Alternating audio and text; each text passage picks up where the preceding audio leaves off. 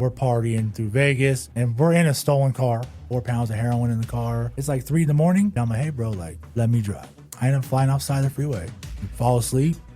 It flips. I land on the hood. There's the windshield sticking out at me. I roll out. There's stuff all over the freeway. Drugs everywhere? Everywhere. And it's dark. I have no idea where I'm at. So I run straight out. I run into the barbed wire, pull the barbed wire on my chin. I get to this truck stop, and I sat in that truck for about 3 hours. Knock, knock, knock. Come out. Oh, they had you in there? They found you?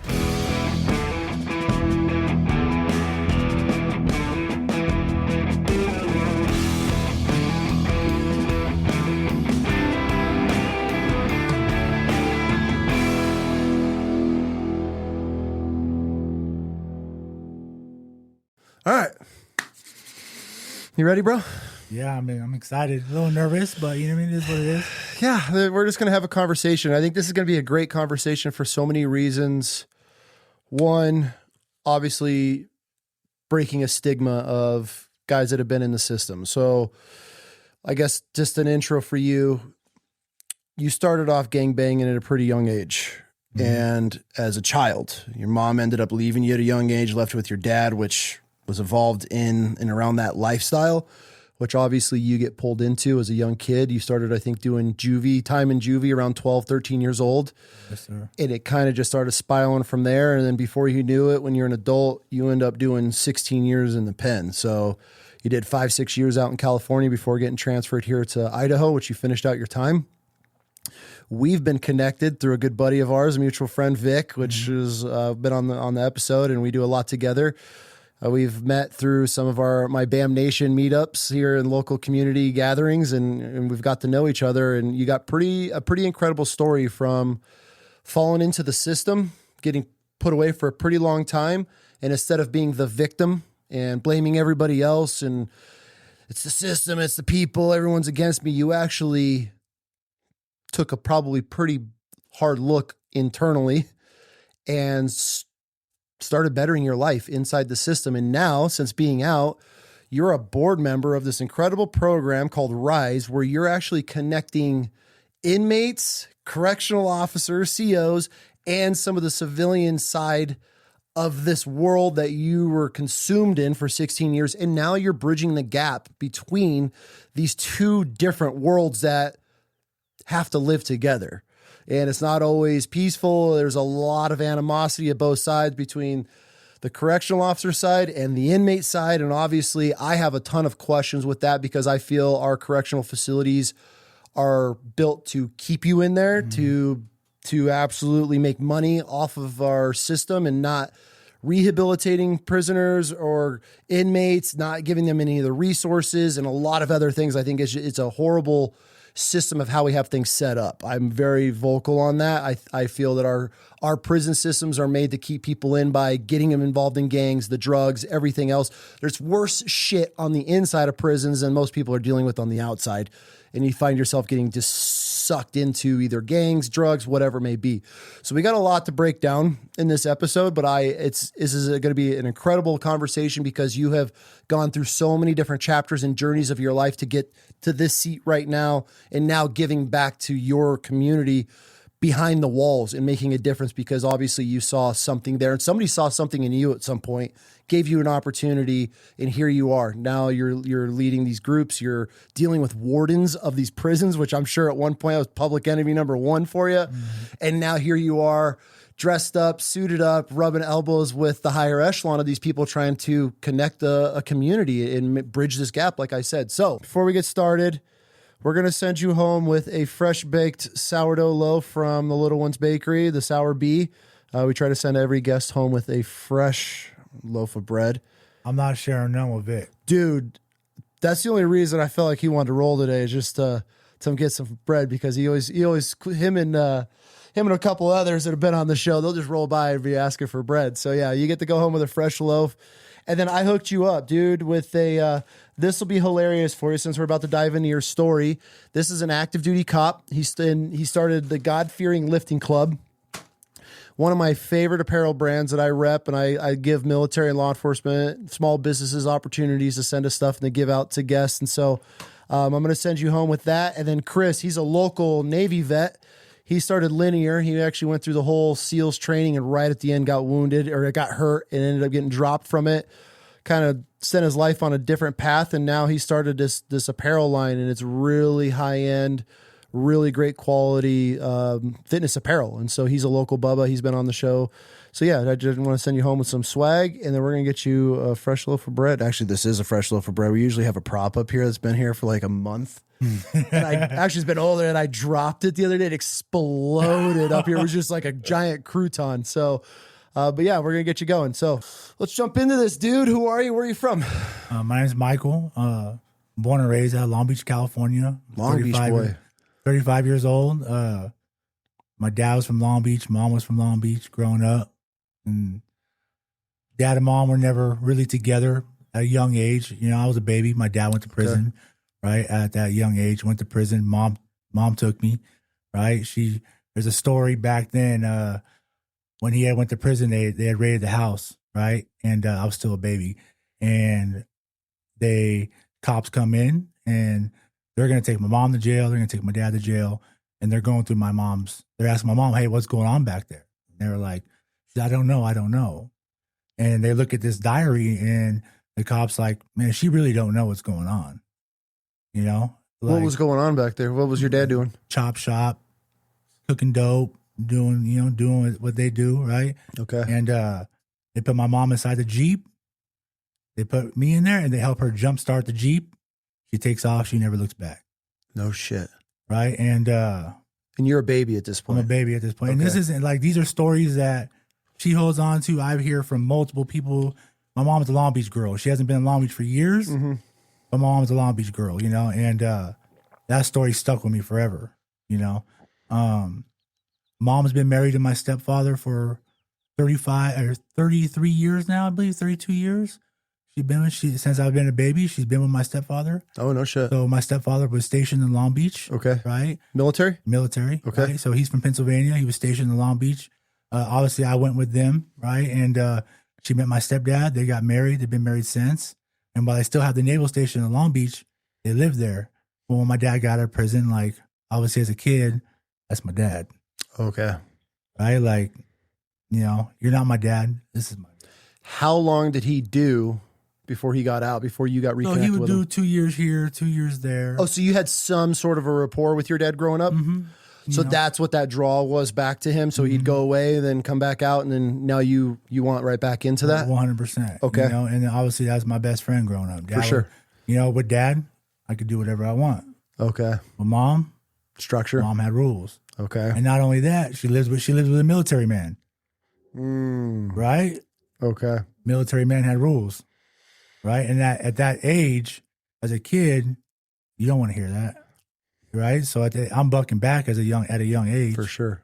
You know, but then they ended up moving from Long Beach to San Diego, where they were stationed in San Diego. So my stepdad was stationed in San Diego. Okay. So they moved to San Diego. My mom had my little brother, little sister, and I would go back and forth. Every time my dad would go to jail, my mom would come get me, and I would go to San Diego. So that's your childhood cycle. So is your mom now looking back at it, was she almost trying to start a new life with the new family? And then, hey, when your dad's out, he's all yours? Or was she involved in everything? I love my mom to death. We have a great relationship today. Good. Right? She was building a life with him, and I was a shit stick. Okay. Right? Like, there was moments where growing up that I was hard to handle. Right? And so when they made that decision to finally, obviously as a kid, right? Like, I played baseball, right? I skateboarded. I was that normal little kid growing in Long Beach, right? Mm-hmm. Like, you know, going back and forth. I was all into sports. My grades weren't too good just because it was hard for me to focus in school, right? But I would go back and forth, right? And around my 8th grade year, my stepdad retired from the Navy. Okay. And when they retired from the Navy, they packed up everything, right? And at that point, they're like, hey, are you going to come with us? And my answer was no. Like, I'm going to stay, right? I think that beat my mom up till today because things could have been different, right? So she gave you the option? Because there was never a court, like, even there was never, my mom and my dad made a decision, like, wherever Michael wants to be, he can be. Okay. And you chose your dad. Right. And that's just how that was, right? There was never a court case over me. There was nothing like that. So it was wherever I wanted to be, that's where I would be. So when they left to Pennsylvania, that's where my stepdad's from. They moved back to his hometown. I stayed with my dad, and I was in juvenile hall not even a year later, right? Well, okay, so you're now 12, 13 years old. What are the types of trouble you're getting into at 12 or 13 to get put in juvie? So there was a little crew I was from. We had created a crew because obviously my dad and all them were they had all these little crews going on in my neighborhood, right? And we idolized all these guys on Harleys and riding bikes, so we had a little crew, right? And it was like a little, and to this day I have it all tattooed on me, Sick Life, right? And all my homeboys had it, right? We're just a little party crew. But I think my first time I went to juvenile hall, I was probably 12. Assault with deadly weapon, battery, and burglary. At 12? At the skate park. I was a skater.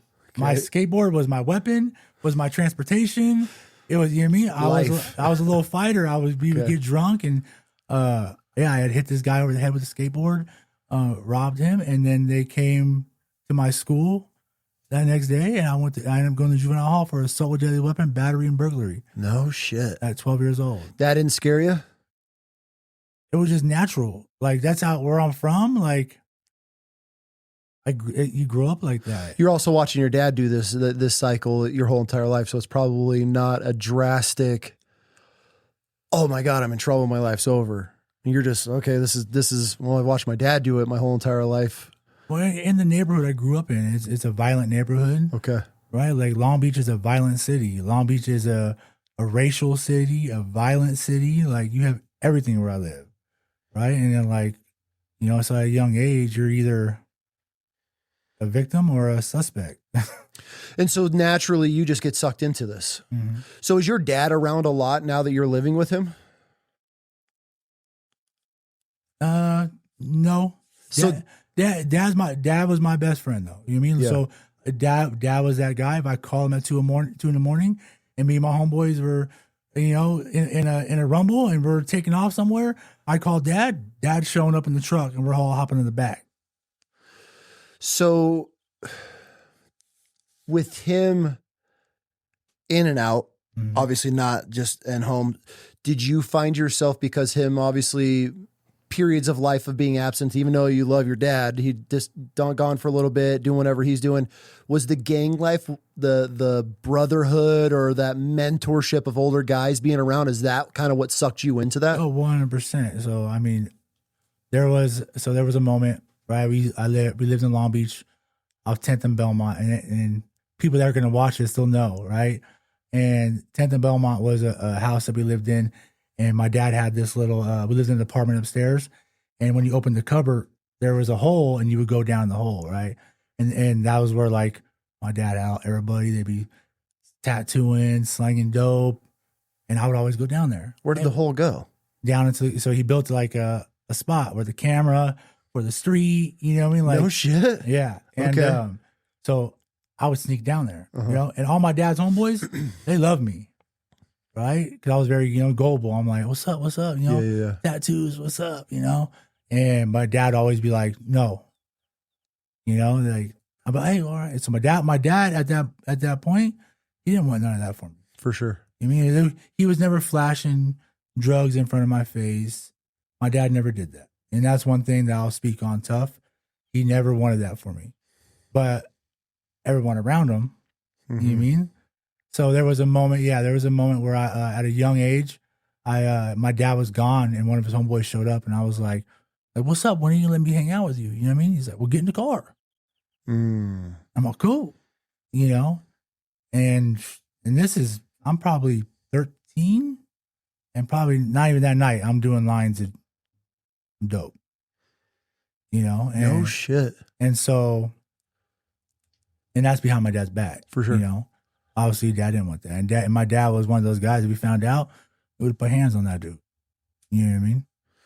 So you're just bouncing around now. Now you're getting accepted into with these older men and you're watching their lifestyle. So now slinging dope, fighting, out, just banging on the streets. This is just life for you.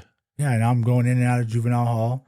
Like I grew up in a city where it's a very racial city. When you go to juvenile hall where I'm from, right? When you go to LA County Juvenile Hall, what's that like? You walk into that place. It's first off, they always say if you can make it in LA County Jail, you can make it anywhere. That's a lie. If you can make it in LA County Juvenile Hall as a white boy, you can make it anywhere. Why? What's so tough about it for you? You're a victim. Are you? 100%. Are they just fights every day, or you're what? the only white boy. You hit a section. Every single individual in there is they're young, right? And there's no rules, right? And you're the only white boy in that place. That's it. You'll be lucky to see another one. No shit. When you get to prison, it's a little different. You'll see plenty. But LA County Juvenile Hall, no. So what's a day in the life like being in juvie in LA County Juvenile Hall at 13, 14 years old? Lots of wanting to take your shoes, wanting to locking legs, or you mean who? And when I say locking legs, like fighting. You mean like every single person wants to test you. I mean like you're locking legs with every single. And then my last name was Nappy. As a white boy, there's certain people don't like. The name Nappy is not right. Like I had it rough. So, and then you obviously don't want to be a victim, right? I never want to be a victim. And I'll tell you right now, at that age, like, I never really. I've been fighting, but with weapons, like in there, you're fighting with your hands. You're learning how to fight, constantly fighting. And that wasn't enough for you to get out and be like, yeah, fuck that, I'm not going back. No, because you get calluses. Right, and then you start to build resentment and hate. Do you build any street cred as you're going in and out with your boys, or does it not count in the juvenile world?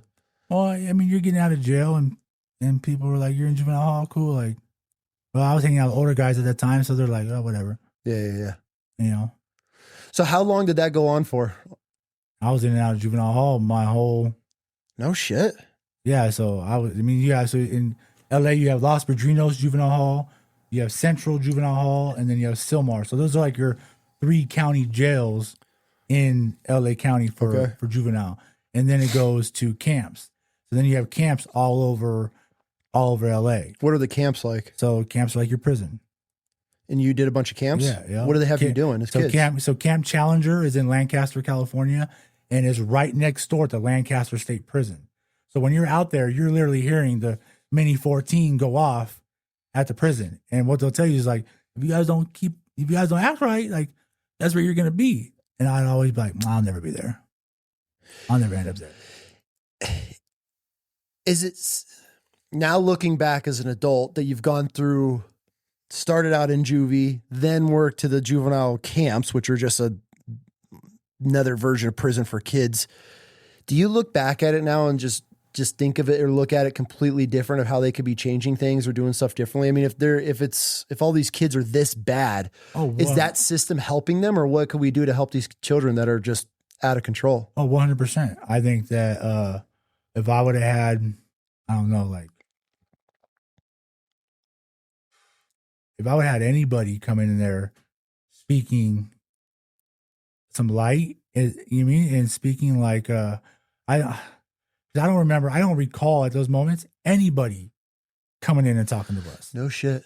You know, I remember it was I just don't remember it. You know what I mean? I think as time comes on, I think times are changing. Okay. I really do believe that. You mean back then I believe they're like doing good, and I could be totally wrong, right?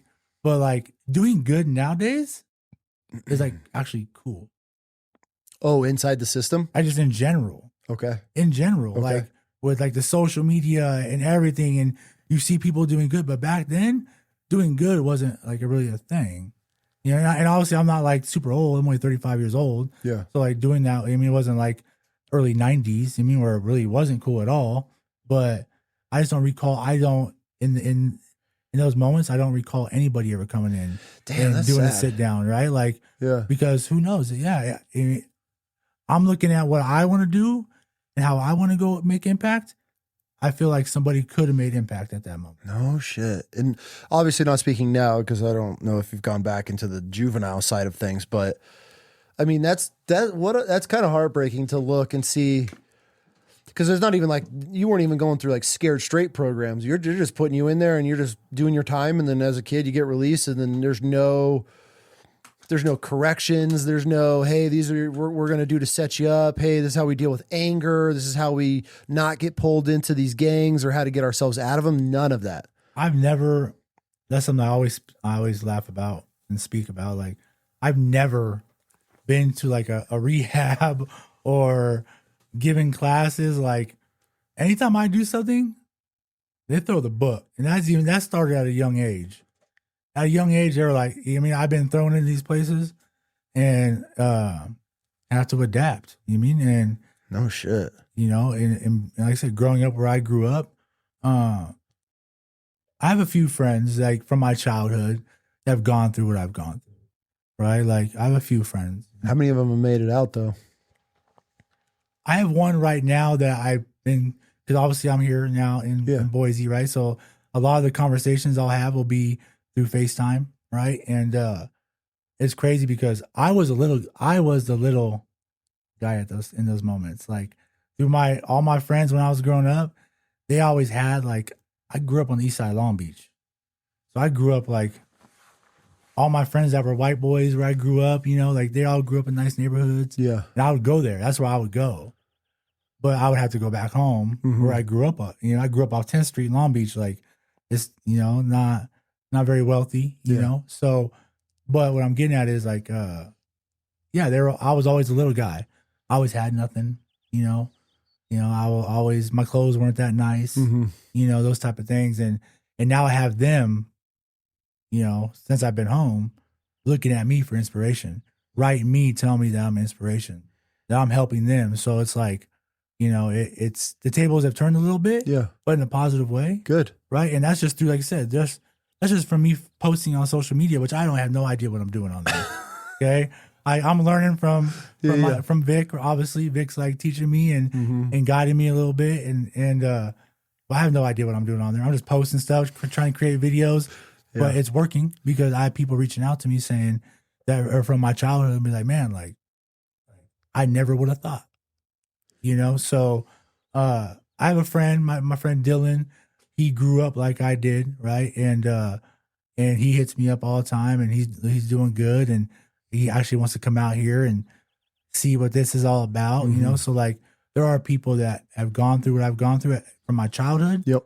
Not even from like the gang side. You mean like my childhood, and they're doing it. So, you know, if I could be inspiration at all, that's all I'm trying to do.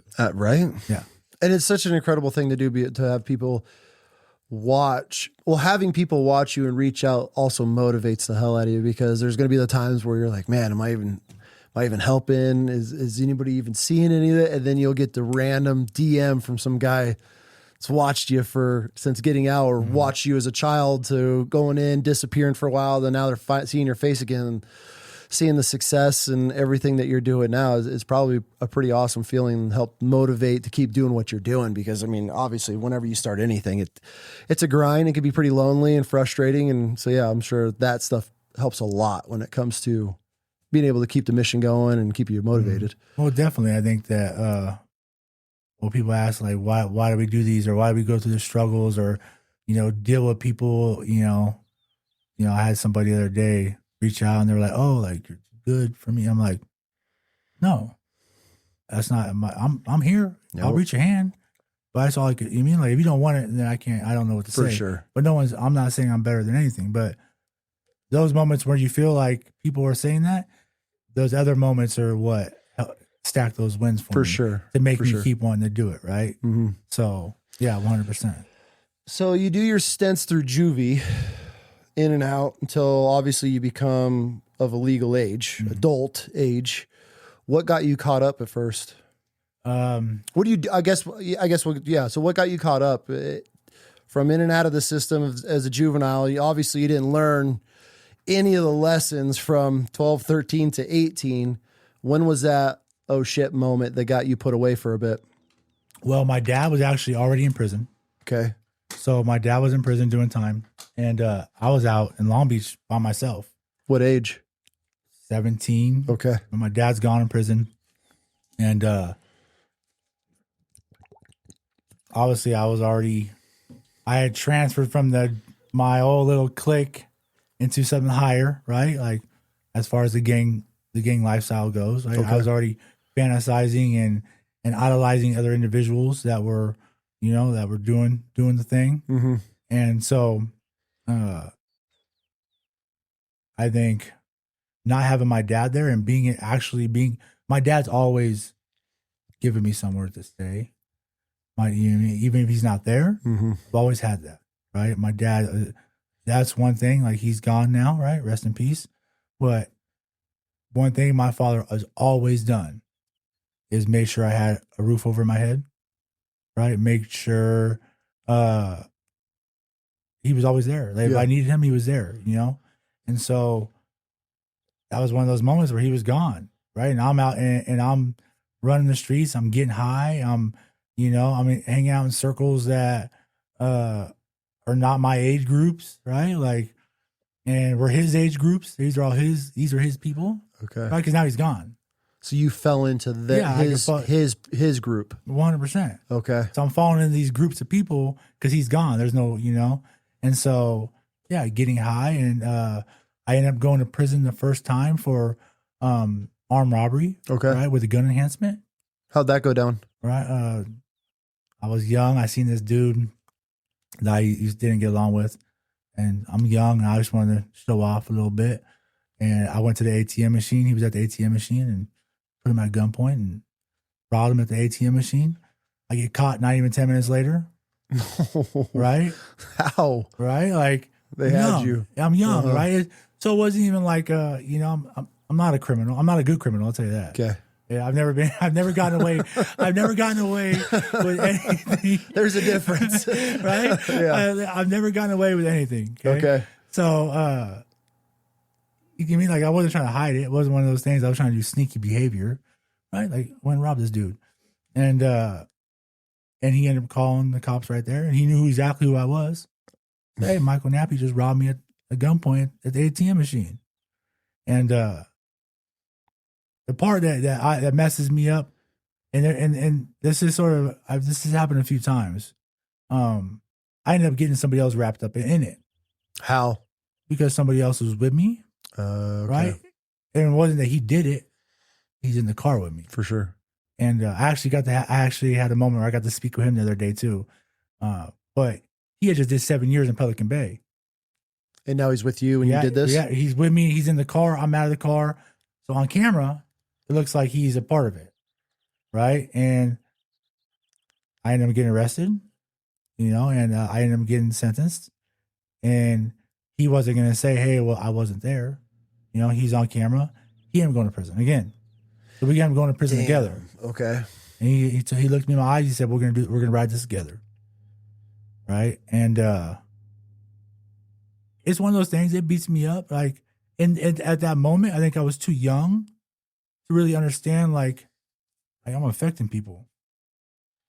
I'm not just affecting. Yeah. I'm going to prison, but you don't really realize like the people that you're truly affecting, like family member, everybody that you're affecting.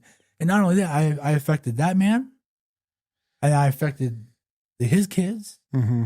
Right. You don't realize that though. At 18 years old, that's a lot of shit. Yeah. You don't even, you're not even mentally there to truly understand what you're doing. Right? Like, so. That's also a crazy mindset. That's something that I have not a hard time wrapping my head around. I'll do it like my military boys, right? If they call, hey, I got a berry bot, cool, I'm on my way. No questions asked. I'm going to help with it. But for a dude to be sitting in a car, I'd be like, that's got to be a hard one to swallow, knowing you just got out of Pelican Bay, you had nothing to do with this, and now but the mindset of, yeah, hey, dude, we're going to do this together, that blows my mind, of the loyalty inside the gang community, that you're, even just that friendship and mindset of you at that stage in your life, that now he's going to catch. How much time did he end up catching? He ended up doing another 7. So he did another 7 years for just sitting in a car. See, that's That one's hard to wrap my head around. Now, if I got to hurt somebody from somebody touching one of my boys' kids or some shit, yeah, that's a commitment I'm willing to take, or my own children. But for you to rob somebody and I'm sitting in the front seat, oh man, that's a hard one. And I don't think I really understood it until like recently. Okay. You know, and he's rooting for me too. Like he seen me the other day, and I was actually on FaceTime with him. I got to introduce him to Vic, you know, and I was like, hey, and he's like, man, like I see you, bro. Like this is what makes all of it worth it. Yeah. And when he said that to me, I'm like, oh, cool. You That's know? good. But yeah, at that moment, I remember we were in the Long Beach courthouse, right? And we come on the bus from LA County Jail, and we're in the courthouse, and he looks at me, and we're going in there, and he goes, we're going to do this together. And I'm like, and again, at that moment, you're not really like, cool, I'm a kid. Like, all right, we're going to prison, you know? Mm-hmm. But now I look back at it, I'm like, man, I put that man away for 7 years. How long did you end up getting? I ended up getting 5 years at 85%. Okay. So when you got that time in, your first stint in the prison, were you already a gang affiliated, or did you get pulled in while you were in there? Mm-hmm. Oh, so you're already associated. So when you're going in, do you already have people in there that you're getting connected with immediately, or how does that work? Well, you're going to LA County Jail. Okay. And again, LA County Jail is, you walk into there, it's a whole nother. Well, first off, going through booking takes you about 6 days. You're sleeping on the ground for about 6 days. At LA County? Mm-hmm. Why? It's overcrowded. It's that bad? Oh, yeah. You got to realize the state of Idaho has, 1.5 million people? LA County alone has 10 million people. So think about that county jail. Right? Shit show. So just getting through that going through booking takes that many days. Walk me through booking. You're coming from LA County Jail. I'm from Long Beach City Jail. You get to LA County Jail, right? You get there and you go through there and you go into a tank. And the tank has you're in a small tank, nuts to butt, right? In your boxers, right? And you're standing in that tank for a few hours, right? Until you get moved to the next tank. Then you're sitting, then they'll give you in, you'll shower, you'll do all that, you get your fingerprints, then you're going to the next tank. So then you're coming down this hallway. Now you're coming down this hallway, on the tanks it says black, Mexican. No, it says black, Southsider, Paisa, whites, other. Would be the Samoans and Asians and stuff. And you don't, right there, you're not saying, hey, the cops are, you're here, you're going into your racist tank. So they divide you guys by races immediately. 100%. Okay. So you go into this tank, you're in this white tank, and it's full, right? And you're in there with dudes who you're using toilet paper as pillows, and you're sleeping in there for about 3 days until they find room for you. You know, until they find room for you. Bro, that sounds miserable. And then miserable. And then when you get to where you're going, I remember I rolled up to where was it at? I think a 3,000 floor, and there was a couple Mexicans, and they're hey homie, over here.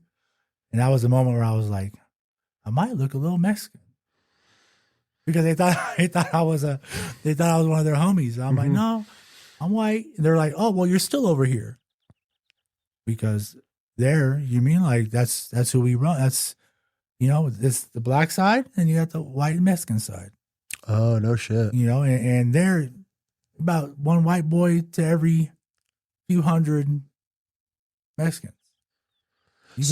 I didn't know that the Mexicans and the whites were kind of commingled in certain prisons like that. I thought there was hard lines drawn. Oh no, we share the same side of the day room. Yeah. Really? Mm-hmm. That's interesting. How does that feel, I guess, going in there knowing, obviously you're rolling with the brotherhood at this point. Did you know that's what it was like going in there, or was that kind of weird and you had to learn that you guys were cool? Now, are you guys cool, the Mexicans and the whites, commingle is there still some lines divided there, or if it pops off with the blacks and the Mexicans, the whites are backing it, or you letting them take care of that? How does that work? Those are our partners. Yeah. Yeah. I mean, obviously everywhere you go, there's things that For sure. that none of us know. Right. And I mean, some of it's none of my business. Mm-hmm. You mean, but I mean, I'll be straight. I get along with Mexicans sometimes better than I do white guys, just because that's how I grew up. For sure. You know? So, but yeah, we run the same type of program. We're up early, right? That's where that discipline, that structure comes from, right? Mm-hmm. Like that I use even today in my everyday life. You know, up at 4 o'clock in the morning, right? We're clean. You know, if your stuff's not on point, like, you know, you're being addressed, right? It goes hand in hand. You know, so you know, not everyone's like that. Is that hard to deal with when, let's say, you are an inmate on the inside and you have this routine, a structure, you're trying to live somewhat of a controlled life inside the walls? Do you guys have a hard time commingling with guys that are just in there being the victim and woe is me and they just go about their life? Do you guys try to separate yourselves, or is it just everybody have to live together like that? Well, I mean, I think that in California, when I was there, it was a little different. Okay, why? Because any white dude that comes to your tier is your responsibility. You see a white guy there, you're like giving him a hug. Okay. Because it's ghost. Yeah, it's that bad, huh? Well, but it's still our responsibility. I mean, there it's very, you know, you don't see many. So like, if you're on the yard and a white guy comes, no matter what it is, it's your responsibility. So I think there at that type of deal, like, and not everyone is clean, right? So and not everybody's running the same program as you, but there you have no choice. Like, this is what it is. This is what we're doing. This is how we fall in line. Either get with the program or the program gets with you. Okay, so that's one of my biggest problems that I have as a civilian looking into the prison system. Let's say I am not a gang affiliate. I just fuck up and end up in prison, right? Whatever that may be. I'm sure you've heard a million scenarios. If, let's say, old Bam here ends up inside of prison and I don't want to gang affiliate with anybody or associate with anybody, is that even possible? Yeah, here in the state of Idaho. Not in California, though? No. Why? Is that a problem, too? Because, I mean, if you're a white boy, we need you. I mean, that's, you know what I mean? Like, that's how it is. I mean, Okay, so what happens if a white dude comes in and they don't want anything to do with any of it? They're on their own? There's no such thing as being on your own. In prison? Not in California. How then? So you're 100% getting pulled into a group. You're part of the group. No What matter happens if they fight it? And then They get checked? pretty much. No shit. I mean, that's just the way it is. That's just the way it's been that way for hundreds of years. For sure. And there's rules and there's things obviously that that I don't even know about. You know what I mean? That it's just the way it's just the life way inside. it is. And to be straight up with you, like, I'm blessed that, you know, fast forwarding into Idaho, like, when I did get arrested, I'm super blessed that I didn't go back to prison in California, because I would not be sitting here with you. I would not be sitting right here with you if that was the case, right? And when we get to that point, I'll share, like, yeah, there's you're sometimes you're stuck in an illusion when you're there. In the California one? Yeah, in California. I think California in general, I love where I'm from. I love Long Beach. It's a beautiful city, but I feel like my whole life growing up there, I lived in an illusion. Why? What makes you think it was the illusion? I was doing things and for things and people that I would never even. I was reading books and idolizing individuals that are dead, and I'm doing things for these people who are dead that I'll never even meet. I'm idolizing this philosophy and this lifestyle, right? And for people that you'll never even meet. So are you talking you're idolizing previous gang members or dudes in prison or people on the outside? Previous gang members that you'll never meet, that you'll never see. Let's just say Adolf Hitler, right? Like, I'm doing things, right? I'm idolizing. I'm doing these things for Adolf Hitler. Really? Mm-hmm. So that's an illusion to me. For sure. right? You know, like if you would ask me a few years ago who I looked to as a leader, I could give you only negative. I could only give you people from that lifestyle. I couldn't even give you, right? Today that's changed, Yeah. right? And so I think that was a big part for me. With that lifestyle, these are just dudes that are almost, I don't want to say royalty, but you know, you drop obviously hit, and there's a lot of other guys in that realm. So once you get into the system, these are like your idols inside these in the Aryan side of things, and this is what you guys are all trying to work for, represent, and keep pure and all that shit. I mean, are you completely bought into this at this point? Yeah, but I think I think the way I grew up on the east side of Long Beach. So I'll be on, like the way I grew up, we're not like I wasn't like your normal person you see on National Geographic. Like we were gang, like we're from the neighborhood, we're from the hood. Okay. So like any white boy where I'm from that has like the tattoos we have, like we were gang members.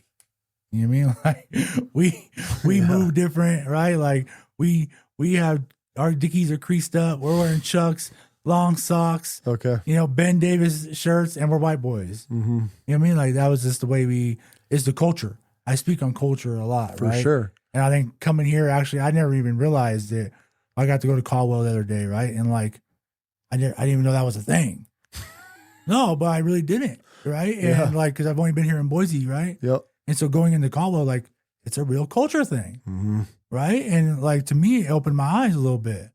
I didn't know Idaho even had anything like that. Culture, flavor. Well, yeah, like, and so, because I met a lot of dudes in prison here that were like, oh, like, this is how it is where I'm from, Caldwell. And I'm like, okay, sure. Right? Like, can't be like that in Idaho. Well, going there, it opened my eyes a little bit. Right? And I like culture. I like being able to go places where there's a deep culture root somewhere. Oh, for sure. Right?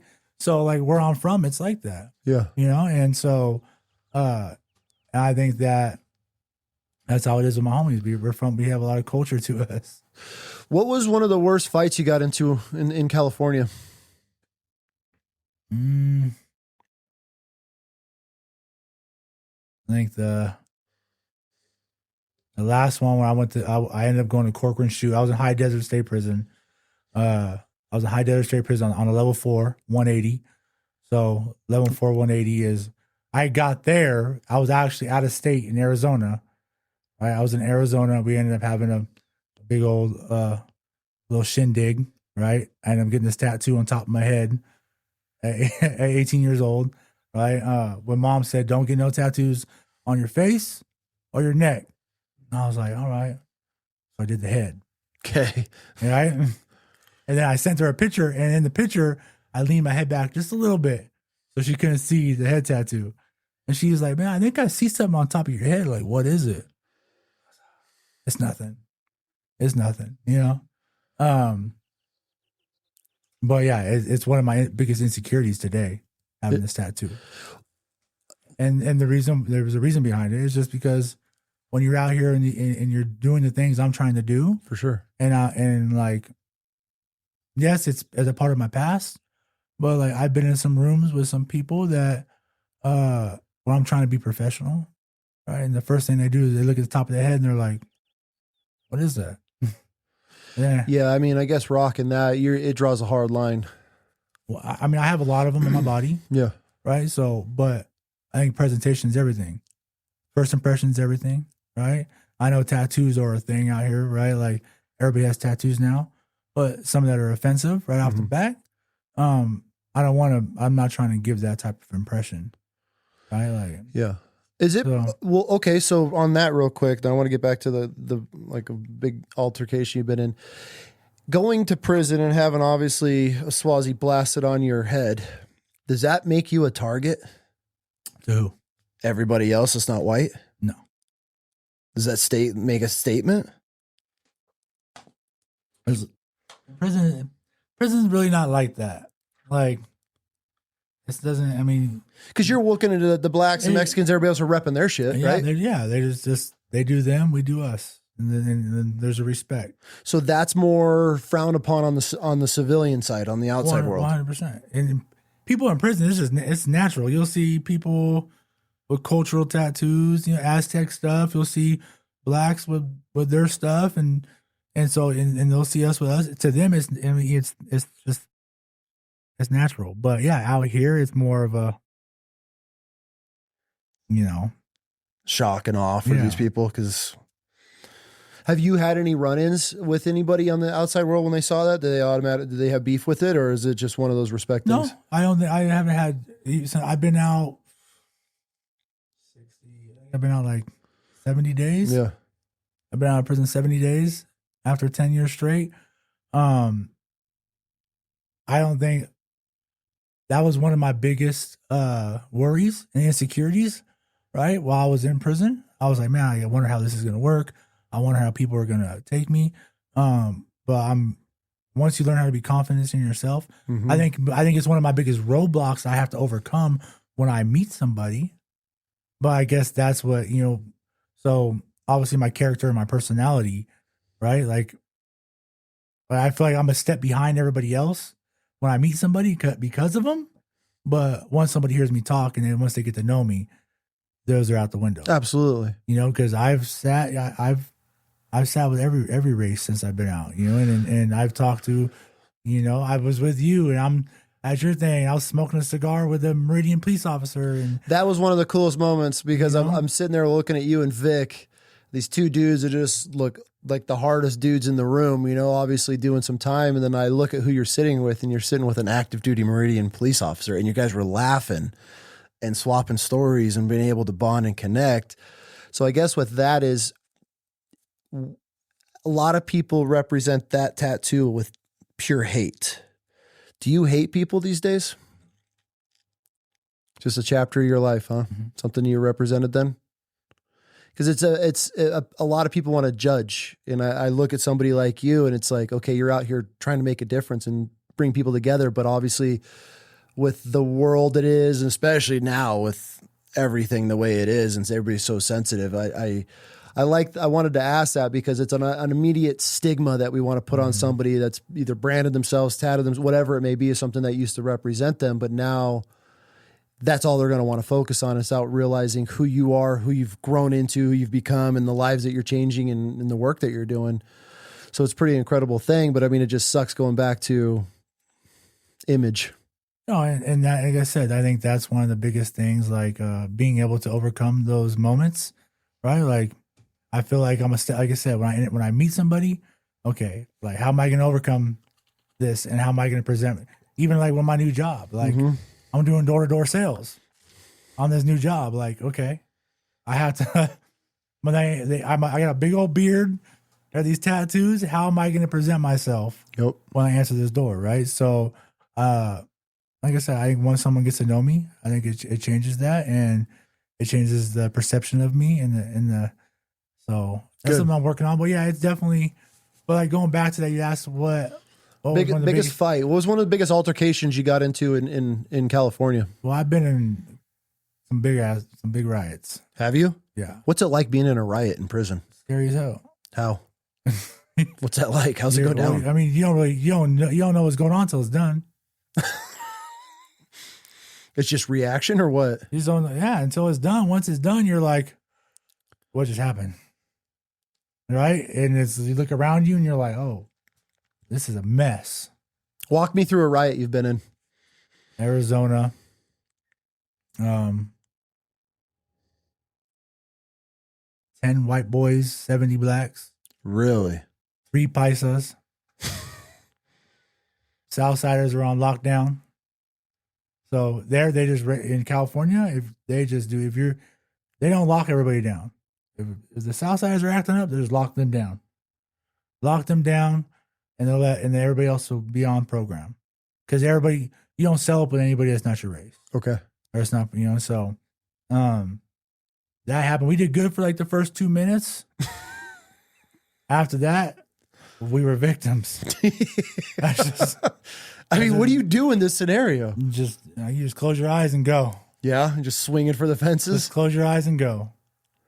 That's it. Oh shit. I mean, there's really no. I mean, I could go into detail in it, but it gets a little, I want the details in it. Are you cool with sharing them? I don't think so. Okay, that's fine. But I think just knowing that, the adrenaline after one of those, right? And knowing that like there's shots being fired, people's kneecaps getting taken out, not by us, by the cops, right?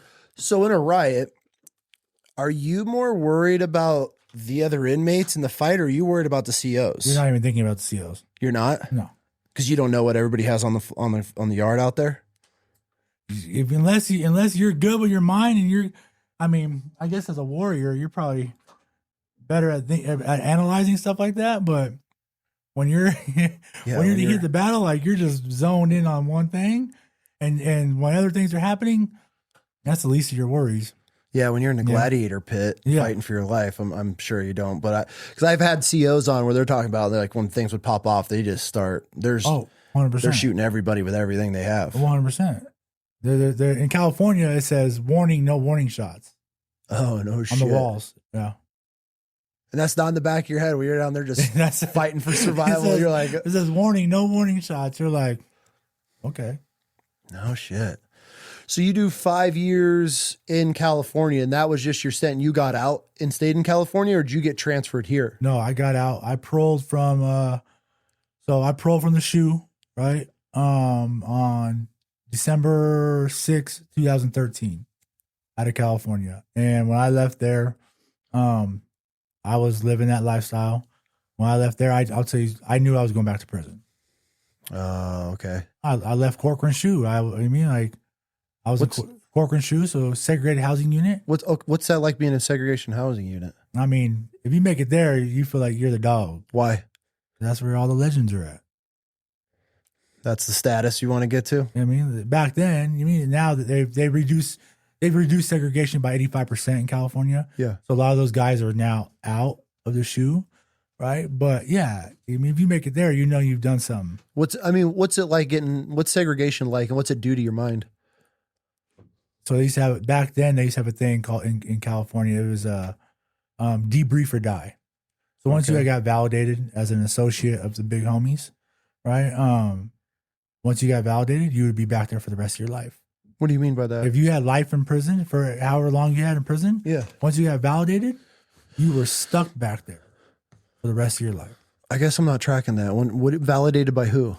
By the staff, by administration. Okay. If you're an associate of one of the bigger gangs, okay, right, you get validated. They don't want you on the yard. Right? So once you're labeled, so they changed that now. But back then, it used to be debrief or die. So you would have to debrief, right, or you would die back there. What do you mean by debrief? You'd have to give up the goods. Oh, which you're not obviously doing inside of there. No, 100%. Like, I've never. That's just. I lived it. People think, because you live this lifestyle, you're doing good. People, never once. Even in that moment, like, no. I paroled from there. I paroled from Corcoran SHU. Obviously, I didn't have life. If I had life, I had to stay back there. Yeah. But yeah, I was there. When I paroled I had a big homie as a cellie. And when I left there, I was like, all right, I'm going to go meet the guys I need to meet. I got out and I went straight to it. No shit. Right back into it, huh? Mm-hmm. So with that side, obviously your mind isn't even remotely close to where you are now. Do you look back on that time after getting that? Now you finally paroled, you've gone through all the bullshit you've gone through, you get a little bit of freedom. Is it crazy to look back on now and looking at your mind, your thought process then, because you already knew you were going back in? Oh, my parole officer picked me up from prison. Okay. Is that normal? No. Okay. Because I paroled from the SHU. So his name was Osborne. He was so he picks me up and he's like, he rolls in there and he's wearing this badge and it says Orange County. I'm like, hey. I was like, I'm from LA. He's like, well, you're going to Orange County. I'm like, no, I'm not. And I was like, I'm from LA. Like, I'm gonna go. I'm like, because I know the difference. I'm like, he goes, no, like you're gonna be. He's like, you'll be just fine. You could be in Long Beach and be on Orange County parole. I'm like, so he drives me back to his office. I get to his office and we go through it, pictures, right? I'm like, and now I got all these, political tattoos, and I go through that, and he goes, hey, I'm gonna drive you to your house and drop you off. I'm like, cool. So he drives me to Long Beach, And we get to my house, right? And my dad lives in the heart at that moment of Cambodia town. Okay. Right? PCH and Walnut. Okay. Right? Okay. This is Cambodia town. Right? And he's driving me up. He goes, "This is where you live?" I'm like, "Yeah." "Are you going to be okay?" I'm like, "I'm going to be just fine." He must be new here. Yeah, I'm going to be just fine. They know me very well around here. Because he knows the tattoos I have. He's like, "I don't know about this, you know?" I'm like, "Yeah, I'm fine. Don't trip." And so to answer your question, like mentally, like I truly beat myself over that. I think back to that day. I remember I told my dad, "Hey, we're going to hang out all night." And like, he's all cool. That night I was gone. I was already out running the streets. That quick, My huh? homie picked me up, right? And yeah. Is it crazy to think, it's something that blows my mind of how quick guys that get released from the system get sucked right back into their old ways within, I mean, you're talking hours. You're right back to banging again. That's wild. So I remember I was out at that time. I was out 2 weeks, and then I ended up catching. I ended up getting arrested. So I ended up calling my dad. That night I had gotten an altercation with somebody, right, and it got bad. Right after 2 weeks of being out, this was December 23rd or something like that, right before Christmas.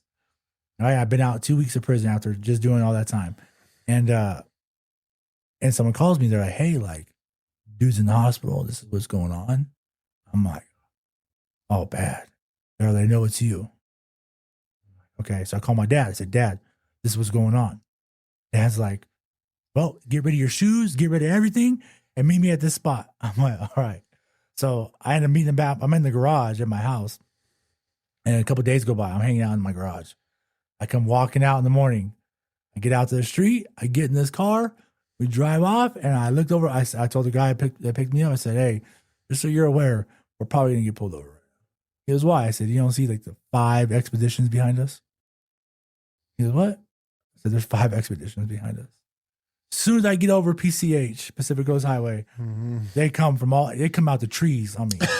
Okay? Yeah. They come out of the trees on me. And I ended up getting arrested.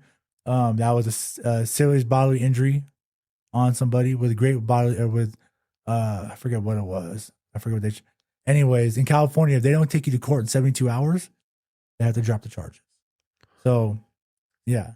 So they dropped the charge. I'm in Long Beach City Jail. They dropped the charges in 72 hours, right?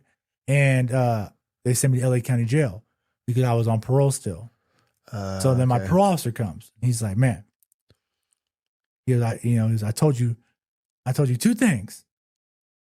I said, "What was that?" He goes, "I told you no shooting up no dope, and don't be fucking shooting at nobody or beating anybody up. And you did one of them." I'm like, "Well," and he's like, "But I'm gonna continue on. I'm gonna continue on parole." So that's called COP in California. Continue on parole. So I continued on parole. Oh, so you got lucky. Yeah, you let me out, right? And I went back to my house because my dad lives with my dad's girlfriend's mom. Okay. Her name was Jean, old Scottish lady, and God bless her soul, right? I love her to death. She loved me. Okay. But at that moment, she was like, "Yeah, Michael can't be staying here. He's a loose cannon," you know? And so I didn't get to go back there. So I called one of my homeboys and say, "Hey, like, I need somewhere to go." And from there, it was instantly bad after that. I go to the house to get there, and from there, I was running and gunning, selling dope. You know what I mean? It was. Are bad. you using at this point? From that day on. Oh, really? What were you using? What was your drug of choice? Meth. Yeah. How'd you get introduced to meth? Stealing it from my dad. No shit. What was it like trying meth for the first time? Oh, I remember when we were young. I'm talking about like 13, 14. We would do it, and me and my homeboys, we would walk all Long Beach and just steal, Walk the strip, walk the streets, find people to fight and steal. Like it was at 13, 14 on meth. That's insane to me. That is wild. And yeah, I used to steal it. I used to steal it out of my dad. My dad had these shoes. I remember he used to put it in his tongue, and my homeboys knew. Everybody knew my dad, you know what I mean? And he would go, and I was going there.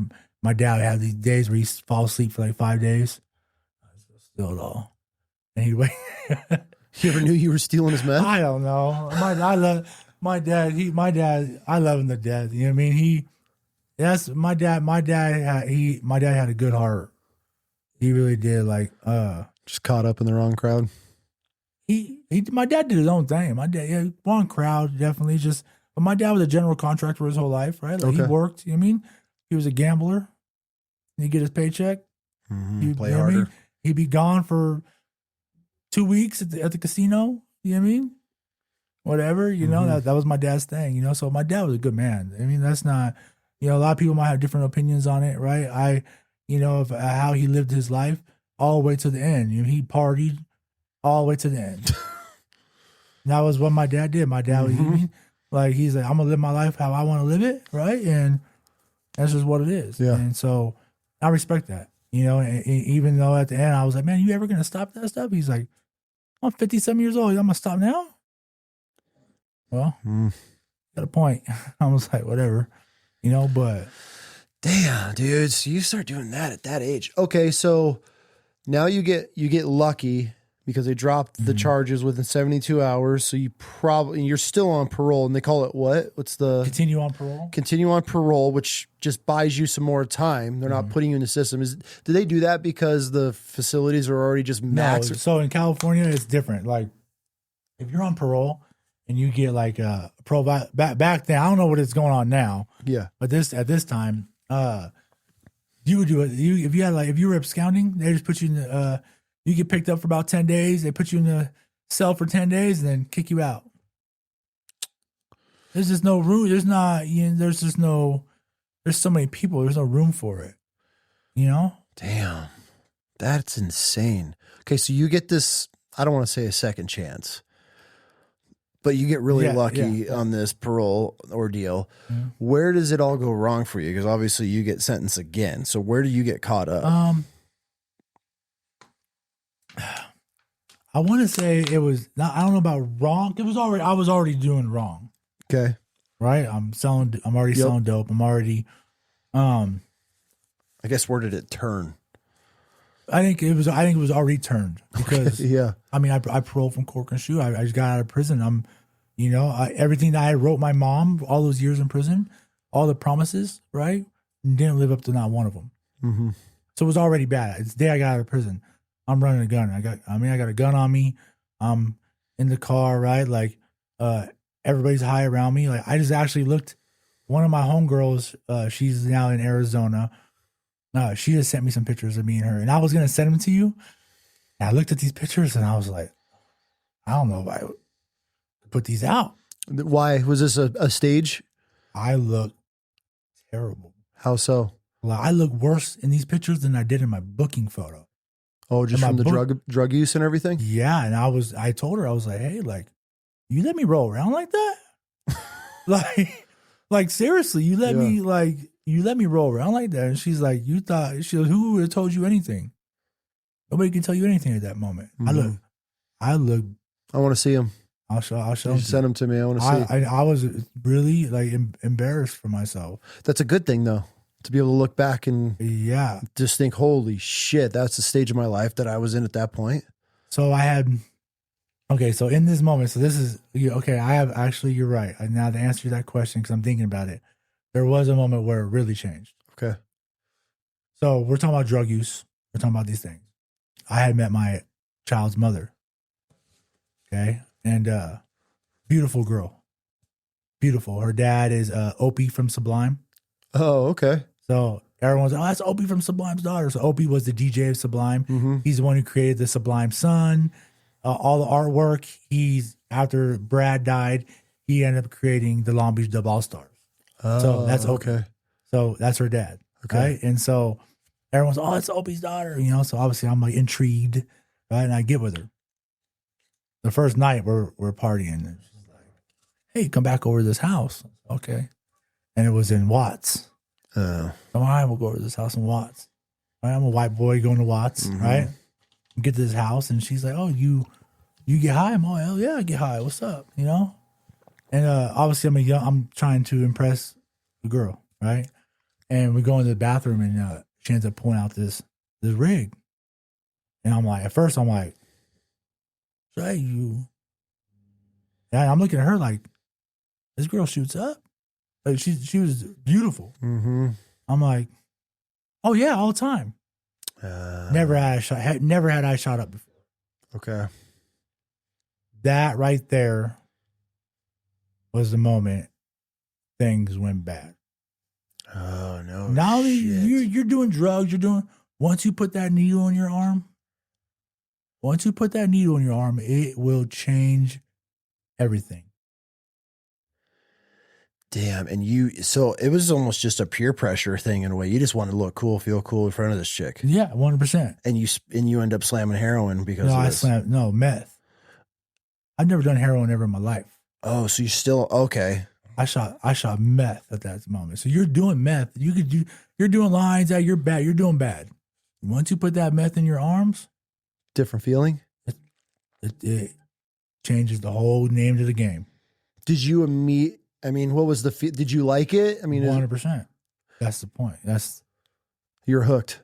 You're hooked and Started chasing. Damn, dude. And it turns you into an animal. It turns you into a straight animal. You know, you do one of those, you don't have to do nothing for 3 days. You're going. Right? And you're anything's possible. I mean, no one's safe around you. Nothing's safe around you, right? Like, so that was that moment where things changed for me. Damn. And so at this point, are you now chasing it? Trying to do, are you working? What do you got going on in your life now that I'm robbing cars, stealing cars, robbing people, home invasions. What's it like robbing somebody's house, going in there? As far as the feeling. I never done it sober. I can't tell. Oh, okay. Right. It's a valid point. Right. So like, when you're high, like it's an adrenaline, but you're not even in the right headspace to like think in your mind that you're taking from somebody. If you ask me right now, I would be disgusted. Right? Like you're taking from somebody. For sure. Right? Like we all hate, even in prison, we don't like jailhouse thieves. But a lot of people are in there for theft. Right? And so in prison, you're like, oh, a jailhouse thief will get the business. Like, but on the streets, and on the streets, we're stealing from people's homes. Mm-hmm. Right? So it's like, yeah, but I never worked a day in my life when I got out. I was just running and gunning, hotel to hotel. I was living that life with my homeboys from my neighborhood, like, answering to certain people, right? In that moment, there was a man that came into my life, and I'll speak on him, Matthew Kane Hall. Okay. Right, and a lot of people think like he was in this negative lifestyle with me and stuff like that, but he was he was a Brazilian jiu-jitsu master. He was a model in Italy. He had a degree from UCLA. He had a contract with WWF, right? This is before anything for him, like before any of the gang stuff started for him. He ended up going to prison during that contract, and John Cena took his spot. No shit. So, like he was a bad motherfucker. He was with his hands. Yep. Everything. So, the punk rock band Pennywise. Oh yeah. So he's in their first music video, Homesick, right? 1992. Okay. Right. He's the one holding everybody back. Like he grew up with Pennywise, like Cottonmouth Kings. Like he put them on. He was their bud dealer in 1997. Like they talk about him in the song Friends. They say, if you need a life lesson, ask Matt Hall. He'll give it to you. He was a legend in his city. You know what I mean? Like in Hermosa Beach in South Bay, this man was a legend, right? They call him Matthew Psycho Hall. Got it. Right. And so, but he ended up becoming like, he was from my neighborhood for 25 years before he ended up becoming what he became. And, but the moments I got to spend with him, right? I have it tattooed on I have a WWMHD underneath my chin, on my leg. What would Matt Hall do? And like, he's the one who taught me Marcus Aurelius. He's the one who, right? Like he taught me some things as far as being stoic and being intentional, right? Maybe some of it was in a negative way in those moments, but I picked those with me. But at that time, all I could do was want to make that man happy, right? Like I wanted to make him so happy.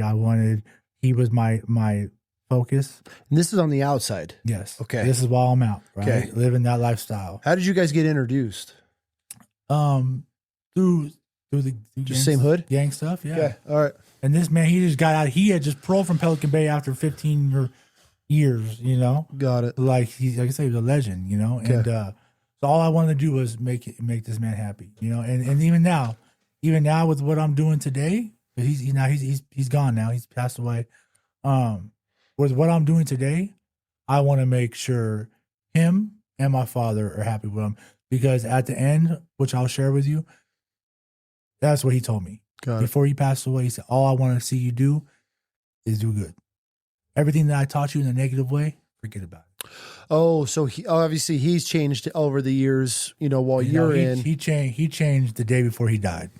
Oh, okay. Got it. He was all in on what he was doing. Okay. And that's one thing I respected about that man.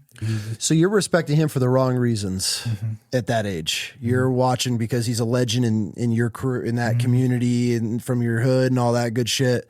So you have this legend gangbanger that you've probably looked up to, heard all about, all that good stuff. And so now he mentors you, not for the positive though. He's just trying to teach you how to run the streets and all that good shit.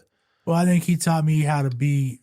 There's some things that he taught me, like accountability. Number one, like there was a moment I remember, you know, and this man's 6'5", 275 pounds. Like this dude's a bad, right? Like, he calls me to his house one day in Hermosa Beach. So, hey, safety meeting, get here now. I'm like, okay, safety meeting. What does this mean? You know, I'm thinking in my mind. Well, I get there and he puts me in front of him. He goes, hey, where were you last night at this time? I was like, oh, wow. He's like, before you start saying anything, I'm going to teach you something right now. First things first, you're going to take accountability for what you've done. You're going to figure out what you need to do to fix it. Then you're going to keep it moving. He goes, there's only a few things in this world that aren't fixable. You know what those are. You can't fix certain things. But most things, you can fix it. I was like, all right, well, you know, I was at this house and I actually robbed this. And he goes, well, guess what? That was a relative of mine. No. Right? He goes in, you know, so check it out. Take accountability right now. This is what you're going to do to fix it. Then you're going to keep it pushing. Simple as that. And I was like, as simple as that? I've been able to use that as I move forward in life now, even though that was a bad situation. And these new things, sometimes we do stuff and we don't like we don't want to take accountability for it or whatever it is. And I've learned like, okay, like I could take accountability for this today, right? Figure out what I need to do to fix it, right? And I just get on with it. Because you didn't get checked for that? No. No? No. Damn, you got lucky then, huh? Yeah. He loved me, right? And there's voice, you know, he loved me. He loved me on a different level, right? And I was his one and only kid. I was the one, in 25 years that he was from my neighborhood, I was the one that he ever put his name on. You know, so there was yeah, you got lucky. Yeah, he said the reason why I had never pulled anybody else up in 25 years, because if they fucked up, I'm gonna be the one that I don't want to do that. He just said, don't make me do it. Yep. Okay. What is the hardest part about that lifestyle? People never being happy. No matter what, you can't ever make everybody happy. And no matter what, someone's gonna be upset. That's just what it is. Of living that gang life, just 100% misery. no one's ever, if you're trying to make one person happy and you're doing this, someone, no matter what, is going to be upset and pray on your downfall. Mm-hmm. Okay, so after this guy puts you in check, you're now bad into the drugs. You said you're slamming meth, got tied up, robbing people, straight back into it. How long have you been running now since you got released? What was this stint of on the streets? Well, I kept getting arrested a little bit for those continue on paroles. Like you said, you didn't get away with anything earlier. So you're getting caught for all this shit. Yeah, continue on paroles. About a year. Obviously then I was with my baby's mom, and we weren't together. Like, she was just there, and I was being a dog and doing the things I was right. And she was pregnant. Baby mom, one day she said, I'm pregnant. I'm like, fuck. Well, yeah, I'm like, well, here we go. Yeah, and so I'm dealing with that and still doing what I'm doing. Like, yeah, I wasn't, I guess I wasn't even in the right mind. Like, I was loked out. Literally, like, you start putting that needle in your arm, you turn into a different animal, and so through all that, like, I don't know, there was moments like, because at that point I was doing what I was doing, and my dad, right? There was a few altercations, me and my dad, and me and my dad really never, like, my dad's always loved me. When I was a kid, he might have, he never spanked me. He'd always tell me to get my hands up. You want to act like a man, you're going to get it like a man. Okay. Mom was a spanker. Mm-hmm. Mom wasn't afraid to use that thing, That's why I was telling her, I was like, why don't you, because she has my son, well, why don't you spank him? She goes, you can't get it. She goes, if I spanked him the way I spanked you, I'll go to jail now. I'm like, oh, okay. Yeah, times have changed. Yeah. That's how mom is. But that's grandma's role, though. Yeah. Grandmas are supposed to be handing out little candies and enjoying life. Yeah. But with dad, that's how dad was. But we never been no big altercation. Yeah. And when I was out, there was a few things I was doing that weren't. And me and my dad got in some big altercations. Oh, okay. And I felt like I was this man now. I didn't need, I did all this time in prison. I got out, like, you got a name now. Yeah, 100%. I'm not Tony Nappy's son. I'm Whisper. That was my handle, right? Mm-hmm. Like, I got stabbed in my neck when I was a little younger, right? You got stabbed in the neck? Walk me through that. Yeah, when I was young, I got in this. It was actually with one of my buddies. I go into this house, and we're young, partying. Okay. I go into this house, and I go through this. Me and him start fighting, and I go through this. He had like a mirror. The mirror shatters. Boom, hits me in my neck, above my heart, in my side, and he was loked out too. So he has this knife, this thing to my neck, and yeah, I talked to him the other day. He's one of my, I look back at those moments. Yeah, we were beefing. I was out to get him when I was that age. I'm gonna kill this dude, Mm-hmm. And I actually talked to him the other day. He hit me up and asked for advice. Oh shit. He's struggling, and he's like, "Hey, I see you. Like, can I get some advice?" But yeah, so yeah, I got above my heart, in my side. I was young. I hit my vocal cord. That's why my voice is so raspy. No shit. Yeah. Damn, you got lucky. Yeah, no, for sure. So what was the moment that led you to get locked up and get you shipped to Idaho? So I was in we're in Long Beach, and I had this dude I wasn't getting along with, right? And I found out he was at this hotel. So I'm gonna roll up on this dude at this hotel. Okay. Go to this hotel, and I ended up doing some violence on him. What? I had my gun on me, and I'm like, hey, like, what's up? And I meant to just like get him on the ground. Well, he ended up like with a split wig at the end of the altercation. So I'm, oh shoot, like, I gotta go. I get in the car, I take off, I'm driving down PCH. Everything revolves around PCH. Where I'm from. Oh, yeah, for sure. So I'm driving down PCH and I get a phone call. They're like, hey, your name's all over the police scanner. I'm like, oh. So I get this hotel room. I'm trying to figure out an idea of what I'm going to do. And remember, I got my baby mom. She's pregnant. So I'm like, okay, what am I going to do? What am I going to do? And I ended up calling my sister. Well, my dad had a daughter that I ended up meeting when I was 17. Okay. She went to prison for 6 years. I went to prison for the time. So we got out at the same time. Now she's in Boise, Idaho. Okay. I'm like, hey, like, where are you at? She said, Boise, Idaho. I said, where is that? I have no idea where that's at.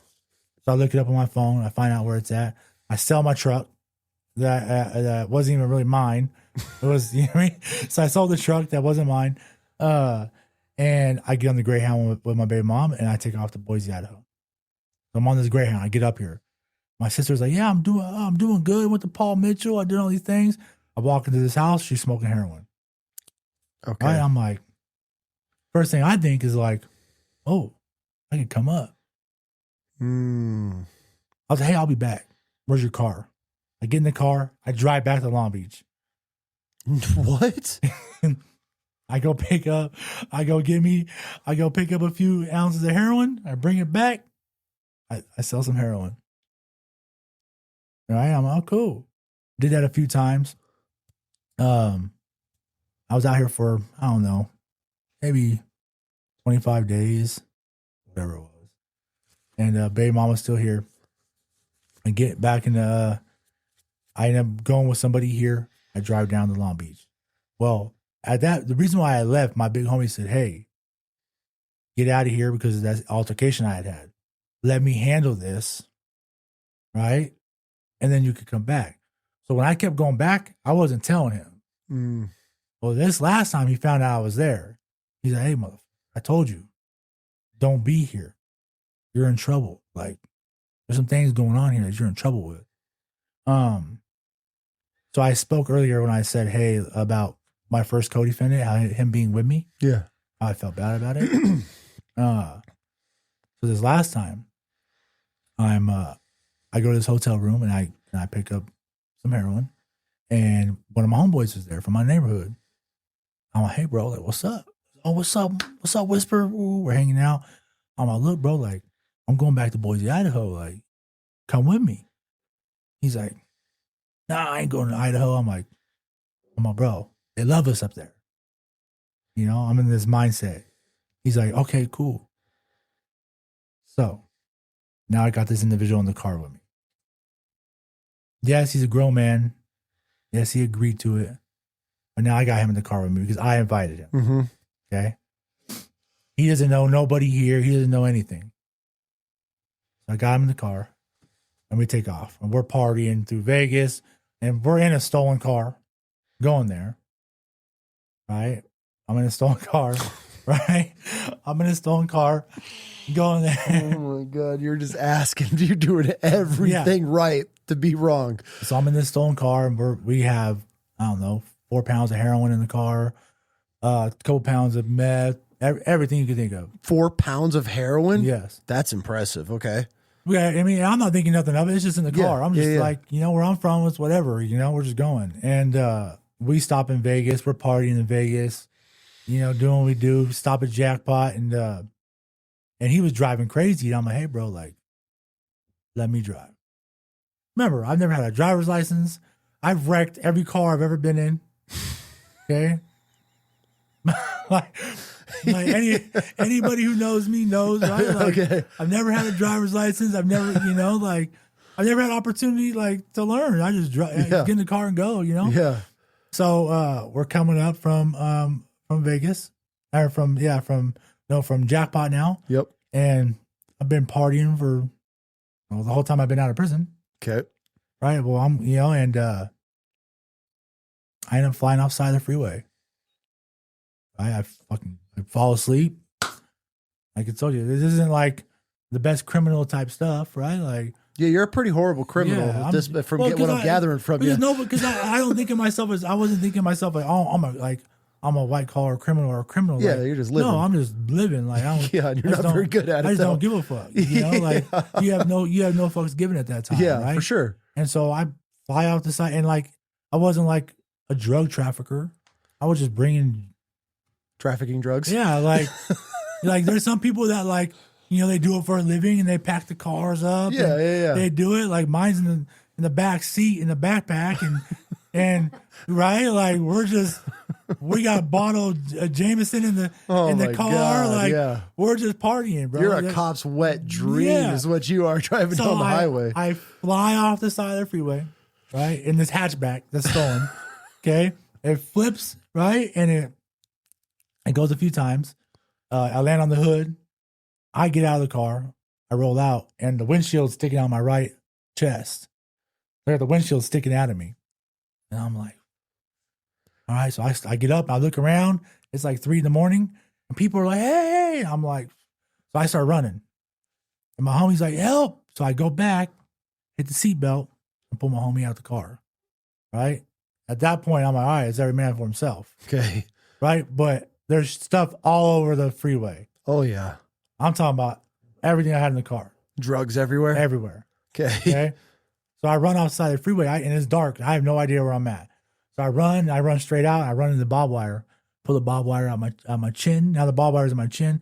I pull it out. I turn to my left. I see stage stop. Okay. I'm all right, here I go.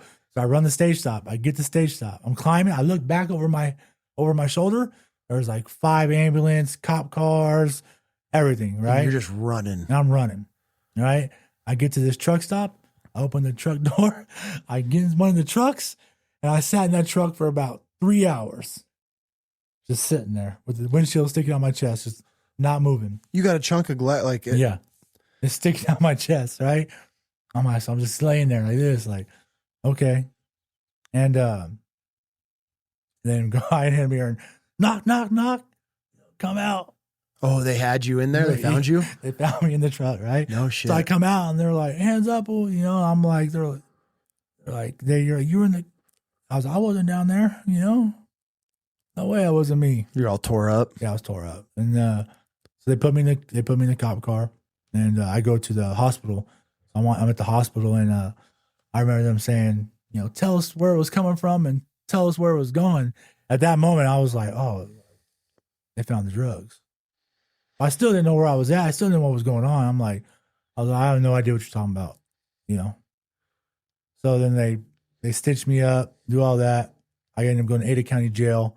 I'm in 1500, which is max. They sent me straight to max. Addic County Jail. I fall asleep. I wake up. I hear in the vent. So you're talking through the vents to your neighbor. So I remember the neighbor being like, hey, bro, man, seen you on the news. I said, oh, yeah. He said, you're probably going to get like 50 years. I said, for what? He's like, bro, they don't play with heroin around here. I'm like, no. Oh, no. Yeah, I'm like, what did I get myself into? And through that journey, I sat max there at Addic County Jail for a long time. They were offering me 20 years plus 20 years for a long time. So I was in the 15 to life bracket.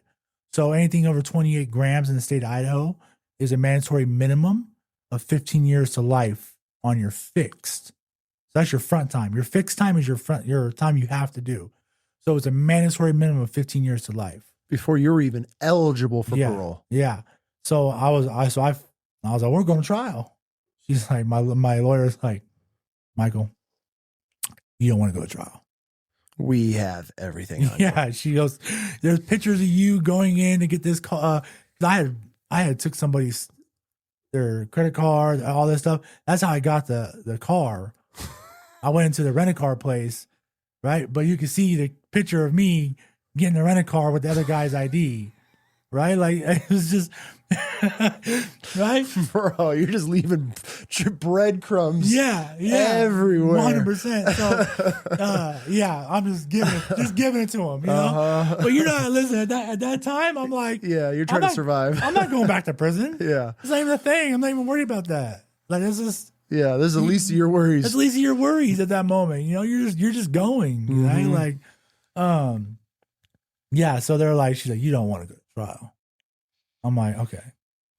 So right before we end up getting, I was like, I'm gonna go to trial. If you offer me 20 plus 20 and that's your deal, I'm going to trial. Yeah. I'm not gonna sign a piece of paper that says 20 years plus 20 years. No. No way. I don't care what I did. Yeah. It doesn't matter what I did. I'll take their chances. Yeah. And so right before trial, she comes in, she's like, hey, we have a deal. I said, what? She goes, we'll move you. If you plead guilty, they'll move you down.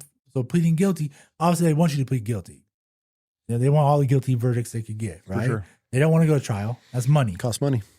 So she's like, if you plead guilty, they'll move you from the 15 to life bracket to the 10 to life bracket. And I'm like, and then but your deal is 12 plus 10. I'll sign right now. In my mind, it was a win. I was like, that's a win. Anything under 15 years, I'm getting over on them. Okay. That's how I felt, right? Okay. So I signed 12 plus 10. I'm like, cool. So I get back to Addic County Jail. I signed 12 plus 10. But in the state of Idaho, you'll sign and then you'll go to sentencing. So it's different than California. California's, all right, here's your time, boom, get out of here. There, you have to go, then you'll go back in front of the judge. The judge will sentence you to what he feels works. So then you have another opportunity to fight what you want. Obviously, I was in the 10 to life bracket, so I couldn't get nothing under 10 years. Yeah. So I went there and I was like, hey, I take a full accountability. Like, you know, obviously I brought my co-defendant with me, right? Like, this is what it was. I take full responsibility. I made a decision. I wasn't worried about nobody else. Like, I think that was my first opportunity to take accountability for anything. Okay. I don't think I've ever taken accountability for anything. At that point in your life? Ever. Okay. Especially with stuff like this. Like, it still really didn't hit me of what, you know, I'm thinking like, oh, for heroin, I'm getting all this time. It makes no sense. Like, I was like, you know, fuck the system, you know? Yeah. And I'm like, it makes no sense to me. But at that moment, I was like, you know, hey, this was me. And then they gave me 10 years plus 8 years for 18 years. And they gave my co-defendant 10 years plus 4 years. Okay. Right? Because obviously I was, you know, so yeah, then we get, damn, so your boy that was just riding along with you ended up getting 10 years? Sucks for him. Yeah. So you guys both get put here. Mm-hmm. How did he take that? It's still something that I'm dealing with today. Okay. That's actually like that's I don't know. I'm not allowed to talk to him per parole.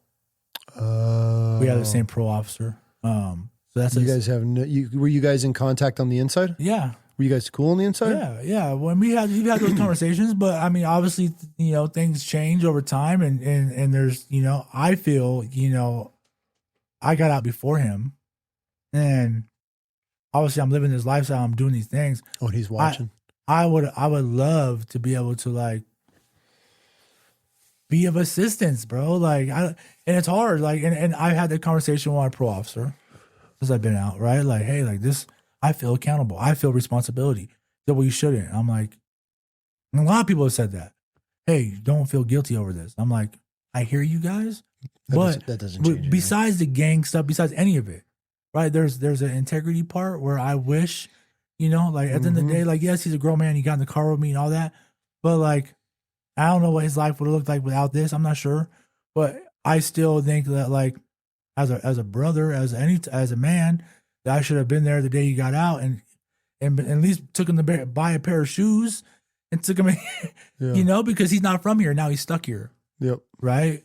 And I can't do it. Right. And so it eats at me, you know? And so I think with time, obviously with time, for sure. When I'm showing that my parole officer is seeing that, like, hey, you're handling business, you're doing what you're doing. You're with the right people. And obviously he has to do the same thing. Right.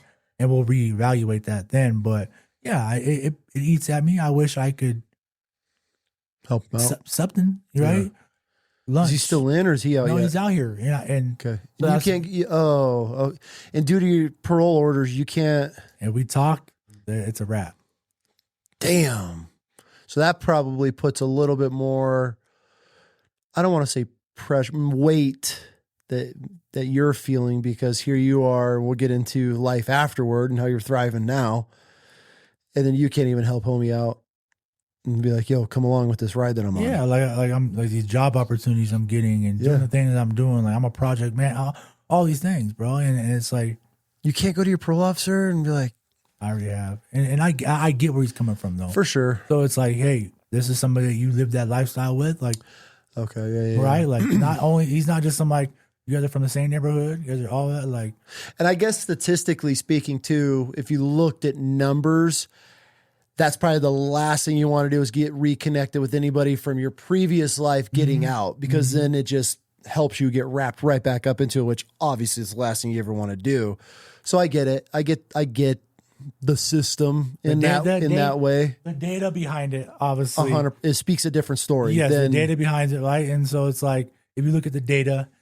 I get it, yeah, right? for sure. So, yeah, that could be, but I see where you're coming from too, because you still have this sense of, or this guilt. My fault. I'm with you. I respect that for sure, because if I ask somebody to do something from right and yo, hop in, let's do this road trip, and they're just there for the ride, then they end up getting caught up in that situation, and 10 years later, you want to be like, yo, let me help you. I mean, and like I said, like it happened before and it happened again. Yeah. And so it's like, I'm aware of it now. I'm looking at it, right? And like, I'm not saying that both individuals were innocent in any sense of during those moments, but still as a man, like, for sure. I'm like, man, I mean, like, yeah, at least I don't think I owe them anything, but I want to be able to be of service. I want to be able to, you know, I've built these connections and done these things. Like, hey, these are available for you. Yeah. What you do with it is on you, of course, right? But they're available for you, and hey, it works. Here you go. Yeah, and I can't do it. So it's just, it's been eating at me a little bit, right? For sure. Recently. Yeah, this is all recent stuff I'm dealing with right now. Yeah. But I'm working on it, definitely. When you ended up getting put in Boise, you're obviously big into meth. Were you using on the inside? So, no. Even in California, I never used drugs in California. And when I got to Boise, so I got to Boise and obviously went straight to doing what I do. I'm from California. People from Idaho, like it's one of those things, like you're a California boy, you know what I mean? Like you got to extra prove yourself here. You know? Oh, really? Yeah, and what I mean by, like, earlier I was telling you, here there's so many. I've never seen so many white people in my life. I was like, oh my goodness, Idaho, bro. Yeah, and especially in the prison system. I'm like, this is crazy. I was like, but yeah, there's so many white people that we take it for granted. Oh, and that's why I meant to you. But you asked earlier, like, hey, can somebody just come here and just do their time? 100%. In certain states, in certain prisons. Here, 100%. There's people here that have been down for 30 years and they've been doing their own thing for 30 years. Right? Like, and but you go to a big metropolitan area, it doesn't play those rules. Yeah, it's just different. It's a different type of environment. The lay of the land's different, you know? But here, in the beginning, I went straight to it, right? Putting in work, doing what I did in the prison system, and building unhealthy relationships with staff, just because I was a fuck you, me versus you, us versus them mentality. You know, straight to it, right? That's what I don't talk to you guys. I don't break bread with you guys. I'm gonna give you a smart ass answer with the COs. Yeah. So you're doing everything. You're just rolling right into the typical fuck the system. Everybody's against me. I'm gonna make your life as miserable as possible. 100%. You know, and I think that's so. 2016, going into 2017, I'd already put in my first piece here. Got level 1 enhancement, which made me close custody. What does that mean? So close custody is like max, right? What'd you do to get put in max? You have close custody, you have medium, and then you have minimum. Okay. So close custody is your max. Obviously violence, right? Okay. STG violence, gang violence. What's the gang? Okay. So what's the difference of the gang violence in California versus Idaho? It's still violent here. People are always like, oh, well, in California, I'm like, well, don't sleep on them Idaho boys. Don't do it. Like you'll have dudes from California come here. Like, oh, I'm from California. This is how we do it. I'm like, okay, cool. I'm from California too. That's not how we do it. I'm like, but you're not in California no more. Like you're here. Yeah. That's what I hate it. People are like, oh, well, that dude's from California. I don't care. Like what? I mean, shit. Because yeah, most of them are like, well, in California we would do it like this. I'm like, well, you're not in California no more. What's the biggest difference though? I don't think there's ever been a racial struggle here. Okay. So people like, we don't know how, like as white boys here, we don't really know how to do certain things. There's never been a racial struggle. You never had a struggle over that. So you don't get it. Like, you mean? It's like. So would it be hard from a white boy going from Idaho to a California system? It would probably be a big culture shock for sure. But like I said, people think, oh, there's gangsters everywhere you go. And people try, like I said, people try to underestimate certain states. There's tough dudes everywhere you go. So, me being in Idaho in the beginning, I hated it. I was like, fuck this place. Why? Just because you're an outsider. If I was home, I'd be, like I'd be in the mix. Everything's in my hands. This is what it is, right? Like I'm running the show here. You're an outsider. So in the beginning, it was one of those things. Like, oh, fuck these dudes. I wish I was home. Okay. Like I wish I was home. I wish I was never here. I ended up getting sent from. So they ended up sending 200 of us. I remember in 2018. They sent 200 of us. They put us on an airplane. Came snatched us up. I was at ICC, which ICC is the gladiator dorm, they call it. I've had a guest on talk about Austin Legg. Officer, I don't know if you've ever had to deal with him, but he talked about gladiator school. So someone actually just spoke, Ms. Was it Barlow or Alicia Carver? I think it was Alicia Carver. She watches you.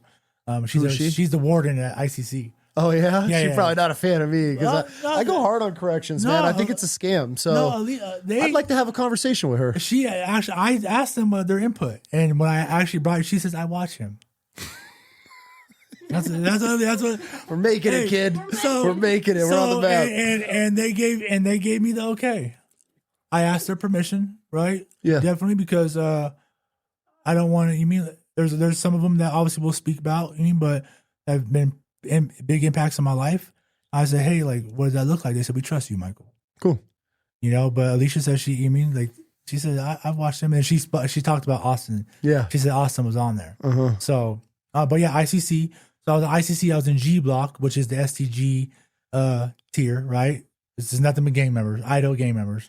I was there, and they came, and they're like, hey, they started naming names, right? And my name was on that list, right? Because I had so much time left. Okay. We're sending you out of state. To where? I went to Texas. How was that? We started in, so they said, hey, pack all your property. And in prison, people think, oh, like, we get a lot of property. Like, I'm talking about, like, I probably had like 7 boxes of property. In your room? Yeah. It's just books, paper, Everything. what is it? Yeah, anything commissary shit? That becomes your life. That's your whole world. That's your world. Yeah. And people don't realize your pictures, your little alarm clocks, everything. Your shower shoes, everything. everything. It becomes your life, right? Mm-hmm. They said pack all your stuff up, and then pack one little box, and that you're gonna take with you to this place, and the rest will get to you later on. We're like, and they said no electronics, no, because we have TVs, we have our little TVs. So no electronics.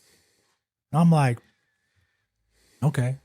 So I packed this stuff up. They put us on the airplane. It's a little box. Had a couple little pairs of clothes in there. My tablet. I have a tablet in there, right? And they put us on the airplane and shipped us off to. We flew into San Antonio. All right. Yeah, we fly into San Antonio. Right, we're in our paper jumpsuits, belly, black box. Right, get there, and they drive us to a place called Karn City, southeast of San Antonio. All right. We roll up to this place, right? And this place looks like it was Geo at the time. It was a private prison. It was called Geo. Well, you walk into this place and there's no windows on any of it. Okay, we just came from Idaho. You're spoiled in Idaho prison system. Okay? Kind of chilling here. Yeah, you're definitely spoiled, right? So we get there, and we're walking through the hallways, and it's already all filled up. And it's a federal holding spot. So you got all the Texas boys, right? All the Texas gangs and Don't everything, play. right? And you're walking by and they just see a bunch of white boys, right? Walking through. They're probably like, what the hell is going on? But this place was the dungeon. Why? They put us in these holding cells, and you had one little slab window in the back, right? A little slab window to see anything. And that place, we had nothing, right? We went from having all our property to nothing, right? And so what do? We buck back. We're like, because we have rights. You might not think it. As a prisoner, you have rights. Okay? And there's a certain SOP that has to be followed. Okay. Right? Some people know them better than others. I mean, right? You have those guys who know all the every SOPs, book, yep. have it all down to a T. And so the first thing we do, we start bucking back. Right? We're like, all right, like this is what the fuck we want. We don't get it, we're gonna buck back. And I remember we all masked up, popped all the sprinklers, flooded the whole place, and we sat there, and the warden there, he was an old cowboy, right? We flooded the whole thing, threw the TV out but they had a flat screen in the wall, throw it out the thing, broke it all in the hallway, and we're all sitting there waiting for him to come. He comes down there and it's flooded. He's walking up to his knees, and he goes, "What are you Idaho boys doing?" We're like, well, "We have rights. We don't know what we want, but we want something, you know." I want my box. Yeah. We're like, dude, well, we all this stuff. We just went from having everything. We're stuck here. What do we do for the, He's like, "Man, all right, we'll make up a list of what you guys want." Oh, okay. So we started making up these lists of what we want. Okay. Now we're ordering from Amazon. In prison? Yes. Right? We're ordering from Amazon to this prison, okay? Wait. Yeah. Hold on. Like, he didn't want to know. Yeah. You guys are ordering shit off Amazon to get it to prison? Yeah, because they didn't have so we were allowed property. And so at that moment, he's like, "Man, like, he's just letting us do what we want to do, He's like, "I just don't want no smoke. I don't want no problems. Order what you want, So we're ordering black Nikes, we're ordering Jordan stuff, right? We're ordering all these things. What? Yeah. This is wild. And then the Idaho people are coming to visit, right? Like and they're like, "What is going on here?" Right? Like, "What are you guys doing?" I mean, "Oh, whatever, they can have it, whatever makes them happy." So we were there I ended up getting used to it. We had no TVs, nothing. We're stuck in this little thing. We go out, 120 degrees. I'm doing burpees outside on the on the asphalt. Burning your hands. Blisters on my hand. Mm-hmm. 120 degree weather, right? We're down there doing our thing. Drinking every single day. We're making hooch every day there, making white lightning. How are you making hooch in prison? Walk me through this. Get your fruit, grind your apples down, get your sugar right. Usually I like to, you get a pound of sugar from the kitchen, or I like orange sodas. Orange sodas have the most sugar in it. Yeah. Orange sodas have the most sugar. Okay. I use orange sodas with the sugar. Get your kicker, right? You make a little kicker. What's a kicker? Old fruit that's been it's already bubbling fermented? up. Yeah. Oh, okay. Once you throw that in there, boom, it'll kick it off. Oh, no shit. Yeah. And it'll go from you'll taste it once it gets to that wine spot. You can't let it, and if it goes too far, it'll turn into vinegar. And if you let it cook too long. No kidding. Yeah. What's the most, what's the word I'm looking for? What's the most innovative thing that you learned in prison? How to make orange chicken. You learned how to make orange chicken in prison? Mm-hmm. How? I get down. Yeah, walk me through this. So you use pork rinds. Right? Okay. So I love some. So you're taking pork rinds, right? Take about 5 grape jellies. Put those in there. Massage it. You got to massage it. You don't want to break the pork rinds down, right? Massage it, right? Then you're going to come. Then you're going to use orange juice, or you could take like a Kool-Aid pack, just a little bit, put it in, and then you pour it in there. It's going to soak it up. Your hot sauce, whatever you want. And then once you fold it up, the pork rinds, take it soaks all of that in. So that's your sweet and sour.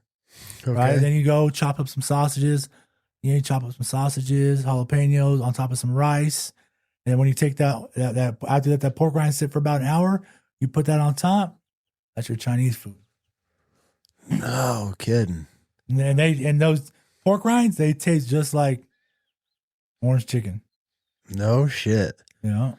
That was your favorite thing to make in there? I loved it. What else? Everybody knows me for it. So I had a different name for it. I had a different name for it, but I'm not going to say it because it connects with my neighborhood. You know what I mean? Okay. But somebody actually just wrote me a message from prison. My buddy, he wrote me a message from prison. He said, hey, how do you make that again? He goes, I needed ingredients for it. Because I used to make it for everybody. It was my thing. So I made it just a little bit different than everybody else. No shit. I made it for everybody. No I'll have to make it for you guys one day. I would 100% try it. It's good. It's fire. It's fire. I've watched some shows where they'll bring people who've done a long time and they'll just lay out everything that the commissary has. And they're like, hey, what would you make out of this? And watching how the mind works and they're able to just add ingredients and how they heat things up and cook shit. Right now, the deep was it the fryer, the air fryer. Yeah, that's my best friend right now. Since I've been out of prison, air fryer. I'm air frying everything. Once you go air fryer, there's no going back. Yeah, dude, they actually just came out with a whole thing on air fryers, how horrible they are. Now they come out with the glass air fryers, and the wife's down to some rabbit holes with those. Yeah, that's pretty hilarious. So that you were known for orange chicken. That was my thing. I've learned a lot of things in prison, but what's one of the most bizarre things that you've learned in prison? What is something that you look back on all your time and go, holy shit, that was wild? How to make knives. Okay, walk me through how to make a knife in prison. You know, like I think I guess my biggest question is, where do you get the metal? Sometimes you don't need metal. Toothbrush? Paper bag. You can make a knife out of a paper bag? Out of a plastic bag? How? Melt that thing down. Oh, and you just tap it every time it gets warm, and you just until you have a tube, or it's as easy as that. Look, I just said it. I said melt it down. You already know how to do it. You just get it just enough so it sticks, and then it turns hard. And you just roll it, or what? Yeah. Once that thing turns hard. No, and you just sit and file it on the floor. That's what people, I feel, don't understand about prisoners and how creative they get. I learned it from being overseas and watching Iraqis because they have nothing but time. And the stuff that they would come up with and these aqueduct systems and how they can just build. And everybody's like, how do they figure this stuff out? I'm like, bro, they sit here for fucking thousands of years over in the Middle East, just rotting away in the sun. They got to figure shit out. And I feel like that's a lot with prison because you have nothing but time to just figure this stuff out. So, okay, so back to my original question. Where are dudes finding, because you'll see some shanks and they're like chunks of metal. Where the fuck do you guys get this giant slab of metal that the COs aren't seeing this stuff? They eventually see it. I mean, it could be your bunk. Yeah, I've seen people take pieces off their bunk, right? I've seen some, yeah. You'll walk in, there'll be a big, welded piece missing off the bunk. Yeah, that was used somewhere. Oh, yeah, huh? I walk in, that's the first thing I do.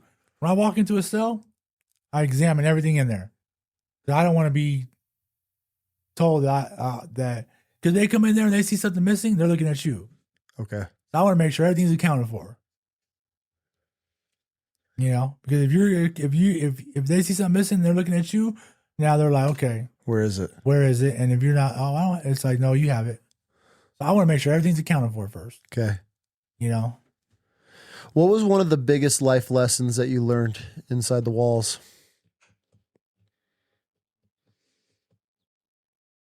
Accountability. Yeah. With yourself? Just with myself and understanding accountability, bro. I think so. When we were in Carnes, right, and then we ended up moving from Carnes to Eagle Pass, Texas. Why? That's where they moved all of us from Idaho to Eagle Pass. Eagle Pass was a bigger facility. Okay. So we get to Eagle Pass, and you talked about drug use. I started using there. Oh, inside? How are they getting it? How are they getting the drugs in? Every staff member especially there. We're right on the border. Eagle Pass, Eagle Pass is all over the news. Mhm. That's where all the immigrants are coming over the border, right there. We can literally see from there. We can see Mexico, the border from the yard. They had all those Idaho inmates there. Okay. And we're going. Most of the COs there are coming from. They're from Mexico, coming over the border to work and go back to Mexico. It was a private prison. It was still GEO. And so the corruption's probably. Oh, it was corrupt. Yeah, super corrupt. And I was getting high there. I was getting super high, and that was where I was. My big homie, and I had my cell phone. I had a cell phone in prison, right? And I was talking to him every day. Well, that was when that big indictment happened for him. There was 14 of them on that indictment, and he took off. He took off to Costa Rica, right? So he's in Costa Rica, and that was where the day he told me, I was, listen, I'm dying of cancer, and I'm here, and I'm not going to die in the hands of the enemy. He goes, my wife came, which Tracy, her name's Tracy, and I love her to death, right? She ended up leaving. She dropped him off. She left. All the other ones were already in jail. He was gone by himself out there, and I got to talk to him a few times, right? And that was when he told me, "Hey, Neil, I love you. Everything that I've taught you, forget about it. I want you to be a good father. I want you to get out of prison." And I was like, he's ever spoke to me like that. So I was like, this was 2019. Okay. So I was still I'm still doing my thing. Yeah, you're full into it. Yeah, I'm still doing my thing. And I'm okay. I hear you. Well, did you hear him though? I hear him now. Okay. But at that moment, I'm like, and then he ends up dying the next day. Yeah, so they ended up finding him out there. They took him and they took him to the holding place out there, and he hung himself. Ugh. Right? And his wife calls me, and he's dead. And she knew it. He told her, when you come back out here, you'll be coming to get my ashes. Damn. In his mind, he wanted to go out. He wanted to go out in battle because he wanted to go to Valhalla. Yeah. Right? That's where he was at, right? And so that was a big, I idolized the man, I idolized him. So that happened. And I was still using heavy, right, in prison. Right? I was using heavy every single day, worse than I was on the streets at that moment in Eagle Pass, Texas. So you're getting more drugs, or you're doing more drugs inside a prison than you were doing on the streets. I was doing more drugs at Eagle Pass, Texas, and I know my mom's gonna watch this, right? And this is the first time I've come out and said, a lot of people know, right? People that were there know, yeah, right? But I've never said that, and my mom's gonna watch this. She's gonna hear that. And I had a phone. I had all that. And those were with mom. I wouldn't even call my mom from my phone. No, because mom wants me to follow the rules. Oh, so she didn't even want you reaching out on a cell phone in prison. Oh no. So you're having to call her call me from the payphone. And I get it. Yeah. You know what I mean? Because you're obviously, you're doing something. You mean I could get you in, and you're supposed to be, So at that moment, I look back and I'm like, she's right. For sure. I talk about, I want to be there for my son, and anybody, right? All these people, all of us, people in prison always say, "Oh, what's your number one value?" "Oh, my family." But then we're doing things in prison to keep you away from. They can keep you away from your family. So how is family your number one value? So how would you answer that? What was your number one value in prison? Looking back on it now, what should have been your number one value? What should have been my number one value? Yeah. God. I wasn't expecting that. But God wasn't in my life at that time. Facts. I thought I still had Thor's hammer around my neck. I thought I was a warrior. I thought I was going to die in Valhalla. Okay, so I guess my question is, you've lived this whole entire life gang banging on the streets. You got this mentor, the big homie that you've looked up to. You get a call from him telling you to forget everything, raise a family, do the right thing, and then the next day he dies. How did that set in? You're deep into this system, and you're hearing your mentor that's raised you in this along with your dad tell you like, yo, dude, this isn't the life. How are you processing that? So I still, like I said, we're still in Eagle Pass at that moment, and I was still like heavily using. Okay. Then I met this girl on Facebook that I knew from San Diego. On Facebook while you're in prison, you're scrolling Facebook. Okay. So I seen this girl. This is wild. Right. I seen this girl that when my stepdad was in the Navy and he was stationed in San Diego, there was this girl that from the 6th grade, I ended up connecting with her. And she's so she sent me this picture of me and her as kids that she had for 20 plus years. I was, oh man. So I started getting to know her, and like there was some like, there were some feelings there. Okay. Right. Like I've ran game and done things, right, for years, right? Pen pals, and that's what we do in prison. That's what, so I started talking to her, and then there was a little bit of like change, right? I was still dealing with some things. I was still using. People were reaching out to me that were, my big homies, and well, this is what it is. This is what we're doing, and I'm like, yeah, okay, yeah, 'cause I'm still living that life. Yeah, I'm still living that life, and we end up. This is during COVID, so COVID comes, right? So we're all locked on these tiers with COVID, right? And every single one of us has COVID. They say, "Hey, we're moving prisons. We're taking you guys from here, and we're sending you to Arizona." So they're sending us from a GO to a CCA, right? And because Eagle Pass was not treating us. When Idaho came, Idaho would be like, "What is going on here?" Whenever they ran out of water, they had to bring the Rio Grande waters in trash cans and drop it off for us to use. Yeah, that was whenever the water went out, which was all the time, they would bring trash cans of Rio Grande water, drop it off on the tier, and that was what we used. To bathe? Everything. Yeah. And what prison was this? This is an Eagle Pass. And this is a private prison? Yeah. That's how they're able to get away with this shit? What's the biggest difference between a private prison and a federally run prison? I mean, is it night and day, or is it all kind of the same? Private prison is for all profit. Right? And the state ones aren't? They're storing. I mean, they're making money off every state. Every state's paying private prisons to house their inmates because they're overcrowded. So, I mean, if you were a bet man, put my money. I mean, like, that's where the money's at. They're putting their money in these private prisons, and they're making profit off housing inmates. So you're just used and abused in the system. Mm-hmm.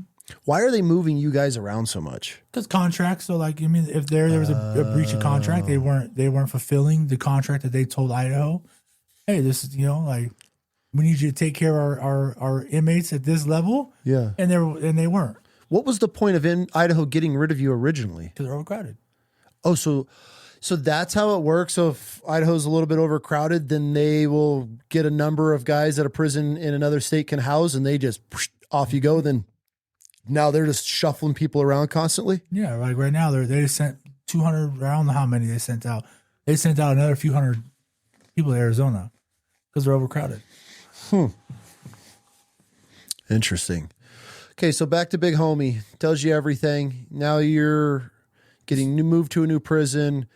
Where does this change where you're I don't want to say the aha moment, because I don't, unless it just clicks for you one day and you wake up in prison like, okay, I got to get my life on track. Where did it start to turn for the right? So when I get to Arizona, and no more drugs. Okay. I get there, I'm kicking drugs. How's that, kicking drugs in prison? I mean, a lot easier than the streets. Okay. I mean, you're just in your cell, right? Like, I kicked drugs there. And there was a moment where my mom was like, hey, like, I just want to see you do one thing. Right? I'm like, well, what's that? She goes, I just want to see you get your GED. I've been asking you for years. Yep. Get your GED. I was like, oh, well, I'll try. Well, remember, now I'm in this Arizona prison. Remember what I told you when I was in California, I was in the Arizona prison. Mm-hmm. They're right next door to each other. Okay. So the new deputy warden at this prison used to be the gang officer at the California prison I was at in Arizona. So he knew you. But she knew me. Yeah, she knew me. Oh, okay. So she came to me a few times, like, hey, like, what's the coincidence that you're here again, but with a different state? And I'm like, she was like, what are you going to do different? I started just running things through my mind, like, I got all these things going through my mind, right? And I'm still like on the verge about the GD thing. I told my mom, yeah, I'll do it, you know? And one day on my wall, I had Hitler, a big homie. These are all pictures on my wall. I had all this philosophy in the back, propaganda stacked up, like all nice. And she comes to my door, and because I'm close custody, so I'm max points, right? So I'm out of state, close custody. Mm-hmm. So I only get an hour out of my cell a day. She comes to my door and she goes, hey, she goes, what are you going to do different? She's like, you're going to be the same all the time. And she's like, I remember the kid that I used to talk to. And it started going through my mind. Tough. She came back the next day and gave me a book. This was the first self-help book I ever read in my life, and I speak about it all the time. It was No Excuses, The Power of Self-Discipline by Brian Tracy. Okay. She slides that book under my door. I start reading the book. 3 days later, I rip everything off my wall. I take all the books out. I take them out to the day room, and I give them to everybody. That book was the first book I ever read. From that point on, I started reading self-helps. I was reading, Rich Dad, Poor Dad. I had a guy there. His name was Trevor Booth. Right? He's out. He's got out after 20 years. He was there with me, and I would go out to the day room every day, and like he was always studying. Like I was always up early, but doing different stuff. So now I was like sort of like dipping my toes in the water. Okay. Of like, what it was like to be, because he was never involved in things. Like this man he never hung out with like the group of homeboys. Mm-hmm. Like, he was always on the side, reading, writing notes, right? Like, writing in his journal and doing that type of stuff, college, from prison, right? So I was like, I would always go have these conversations with him. And then I was like, you know what? I'm going to try to go get my GED, I ended up getting my GED first try. Oh, no shit. After I did that, I was like, oh, I'm smart. I was like, and I always thought I couldn't do it. You know what I mean? I don't know. Yeah. And I was never in a place to do it. Maybe I made all the excuses in the world. For sure. But I did it. And I had the cap and gown on in prison. Good for you. Took a picture, right? This was 2021. Okay. I believe, right? And I sent this picture to my mom, right? Made her happy, right? Like she was so happy. And hearing it in her voice, I was like, cool. Like it made me, I was all right. Next thing I said, you know what? They had this electrical program. I'm going to hop in this electrical program. So I started doing the electrical program. So now I'm in class. I've never done classes ever. Okay. I've never been involved in it. It was a no-no. I didn't care what people said. I'm leaving the tier every day. I didn't care what nobody said, right? Like, I was like, all right, I'm going to go do these things. I don't know what it looks like, but I'm going to go do it. Okay. So now I'm coming back every single day. I'm doing electrical. I'm doing all these stuff. And they had this other class. It was called Inside Out Dad. Remind you, I think we skipped a big part. My son was born 3 days after I got arrested. Ooh. So you've missed a lot of that. So my son was born, I got arrested January 26th. My son was born January 31st. Mm. Did that weigh on you at all, or were you not in the right mindset to process any of that? It weighed on me a lot, and I'm super blessed. My mom has him. Okay. He's been in Pennsylvania this whole time. Okay. I think that's a big part we missed. He's in Pennsylvania. He's with my mom. He's lived there his whole life. You know, stepfather, that's another thing. My stepfather took that on for me. Stepfather told me when that was going down, he said, hey, we're going to do whatever we can to get your boy. You know, my mom adopted him, so he has my mom's last name, you know, and that had to be done. There was a, you know, and so I was super blessed in that area to have that. But so I took Inside Out Dad, right? And with Inside Out Dad, it opened my mind just to like collaborating with a staff member, right? Because I was in there with a he was a CO, but he was a staff member, and like this dude, he liked me. It was super cool, and there was another man in there. His name was Robo. He was a black guy, Muslim, dreads, and meet him. We bumped heads just because of I would never even play basketball with him. I would never do anything with him, and through that class, I was like, man, this dude's actually all right. He's actually pretty freaking smart, you know? Me and him built a connection. And then when that class was over, right, the teacher there was like, hey, I want to create an after Inside Out Dad. I want you guys to run it. Or what? We're like, well, what does that look like? Because the prison in Arizona was half Idaho, half Hawaiian. So we had half Hawaii inmates, half Idaho inmates. Interesting. So he's like, I want you guys, anybody who graduates from Inside Out Dad, I want you to be the filmer and you to be the media guy, right? And what we're gonna do is create a program to where people could come in here, read a book to their kids on camera. You guys edit it, and we'll put it inside a thing, and we'll send it to the kids. That's dope. And so this was like my first time having purpose. Yep. I was like, you know, I'm like, okay, I'm doing something cool, you know?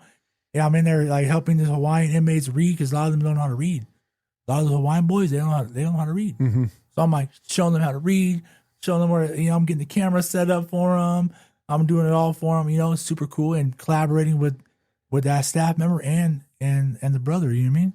And so that was something I've never done before. And it was just that little bit of sense of purpose that, when I say derailed you, for the best way, right?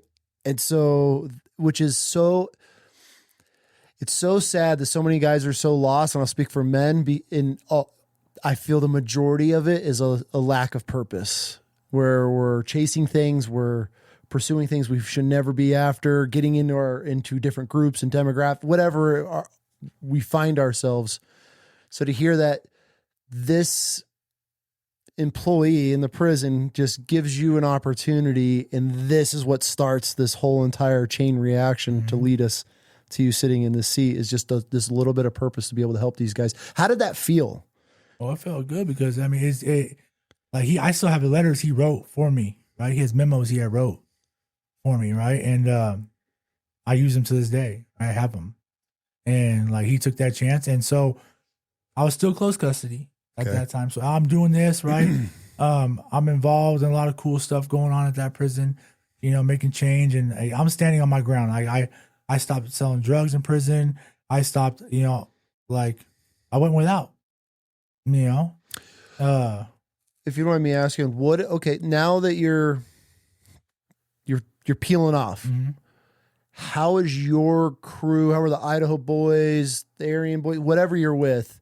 How are they looking at you trying to come up now inside the system? Are they looking at it like this? Are they noticing it? At that moment, not so much, because I was still 1 foot in, 1 foot out. Okay. That makes sense. Okay? And that's just, you know, because I want to do good. So I'm doing these cool things, but I'm still Whisper. I'm still, right? Okay. I'm still Whisper from woo woo, right? This is where I'm from. Like, okay. You know, and so, like, I was standing on ground. I was running my program tough. I was guiding. I was, you know, I just wasn't 100% there yet. And then there became a moment where I was still, like I said, I was still close custody, and his name was Deputy Warden Grill. He comes out and he overlooked the out-of-state contract. And I went and sat down at the table with him, and I said, look, I need you to get me back to Idaho. He said, oh, I don't know, Michael. Like, you know, I'm like, I get it. Like, my track record's not good. I get these things, but like, this is what I've been doing. Right. And he's like, I don't know. Well, he ended up connecting with he ended up connecting with the deputy warden. Deputy warden's like, Michael's killing it. He's like, so he comes back the next day. He goes, look, I'm going to take a chance on you. I'm going to send you back. I was still close custody, though. Meaning you're locked up the majority of the day? Yeah. So they put me on the plane. We took a bus back. Oh, God. That was a 36-hour bus ride. In cuffs? Black box. How does that feel? Dude, I literally thought I was going to die. There was a moment on that bus ride where I thought I was not going to make it. Why? Just just pain? Oh, yeah. You're in pain. You're just, you know what I mean? And just, the bathroom, all of it. It's the only reason I asked what that was like is because, and I'm not comparing anything, but I've taken military flights, like kitted out, where you're stuck and you're crammed and you're holding gear or weapon, whatever, and you're sitting for hours and hours, and it is the most uncomfortable pain. Your back, your things start locking up. It's not like you could just get up, stretch your legs, and move around. So I'm not comparing my time in the military to being fucking belly cuffs, and I don't know if your leg restraints at that point or not. But you got it's miserable. You got the leg restraints. They're biting into the back of your skin, and then you're probably chained to the floor. Do they have the loops on the floor of this one or no? To the floor, but you're in a paper jumpsuit, no socks. Right? So that cuff is just on your ankle bones. For 30-some hours, you're just miserable. And they ain't stopping if you got to piss. No. Are dudes just pissing themselves? They have a bathroom in the back, which is nasty. Oh. Okay, so just as an outsider, when you're taking this ride, this 36-hour ride back, you're probably excited because they're trusting you. But on that ride, is there a come to Jesus moment where you're just thinking to yourself, God, this sucks. Like, I'm never doing this shit again? Or is this just part of your life at this point? I mean, no, there's a moment where you're like, this doesn't make you not come back to prison? I don't know what will. Okay. There's a bunch of those, though. But yeah. You're like, I don't know. You know what I mean? Yeah. But, so I get back to Idaho. Okay. And I go straight to the hole. I'm close custody. Oh. So they send me to the yard, which is ISCI. It's the yard here. Yep. Okay. There's ICC and the ISCI, they call it the yard. I get there, I go straight to the hole. And I'm stuck back there in the hole for months. That's close custody, right? But I got my property back there. They didn't give me my property, right? And remember, I gathered all that cool stuff. So they kept it all? And some of it, because some of it's just, you can't be having. But one cool thing I had was I had a 19-inch TV. Okay. And so the normal TVs are 13 inches and they're clear. Mine was a 19-inch flat screen RCA. So it was like, I was like balling with that. Prison balling. But most stuff they took, right? And it is what it is. Yeah. As long as they don't take your pictures, those are things you can't. Those are things you gather over years.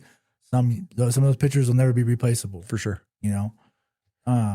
But yeah, so I get back. I'm back there the whole time, and so now I'm back there. And in this time, there was a guy. His name was Soup. Back in the day, he's called him Soup. He's been down 20. At that time, it was 20 years. Right now, he's at 22 years. And he been one of them dudes the whole time. And what I mean by one of them dudes, like giving staff a problem, a problem with in the institutions, and then on my eyes, a good way, right? And I had heard over the grapevine, like, hey, like, he's killing it. I'm like, what do you guys mean? Like, changed his life. This is what he's doing. He's at the farm right now.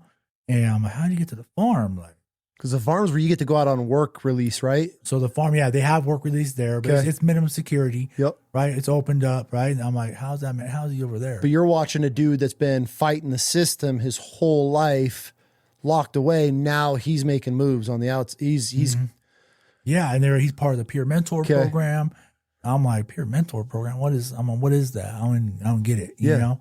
And they're all, well, you'll see, like, so they're all just writing Noelle Barlow. I'm like, so she was the warden there. I'm like, Those writers. So I'm writing her letters. Hey, please, like, give me an opportunity. This is what I want. Because I want to do good. I want it so bad. She said, well, once your points drop, get at me. Like, that's not a good enough answer. I'm writing back, like, no, like, and this is what I want. I want to be a part of these things, you know, that you got going on over at your facility, you know? And so one day, like, I am getting rolled up, right? One day they roll me up. They're like, hey, you're going to the farm. Just like that. Just like that. I'm like, what? Pack my stuff. I show up to the farm. The first day, I roll up into the chow hall. And that point, as soon as I got there, I was like, look, I'm going to find this dude. I'm going to find this guy. And I want what he has. Right? Because I heard, like, I walk up to him in the chow hall. I said, hey, bro. I said, I've been hearing about you for years. I've never been around you. I was like, but I heard that this is what you're doing. I want in. He's like, you sure? 100%.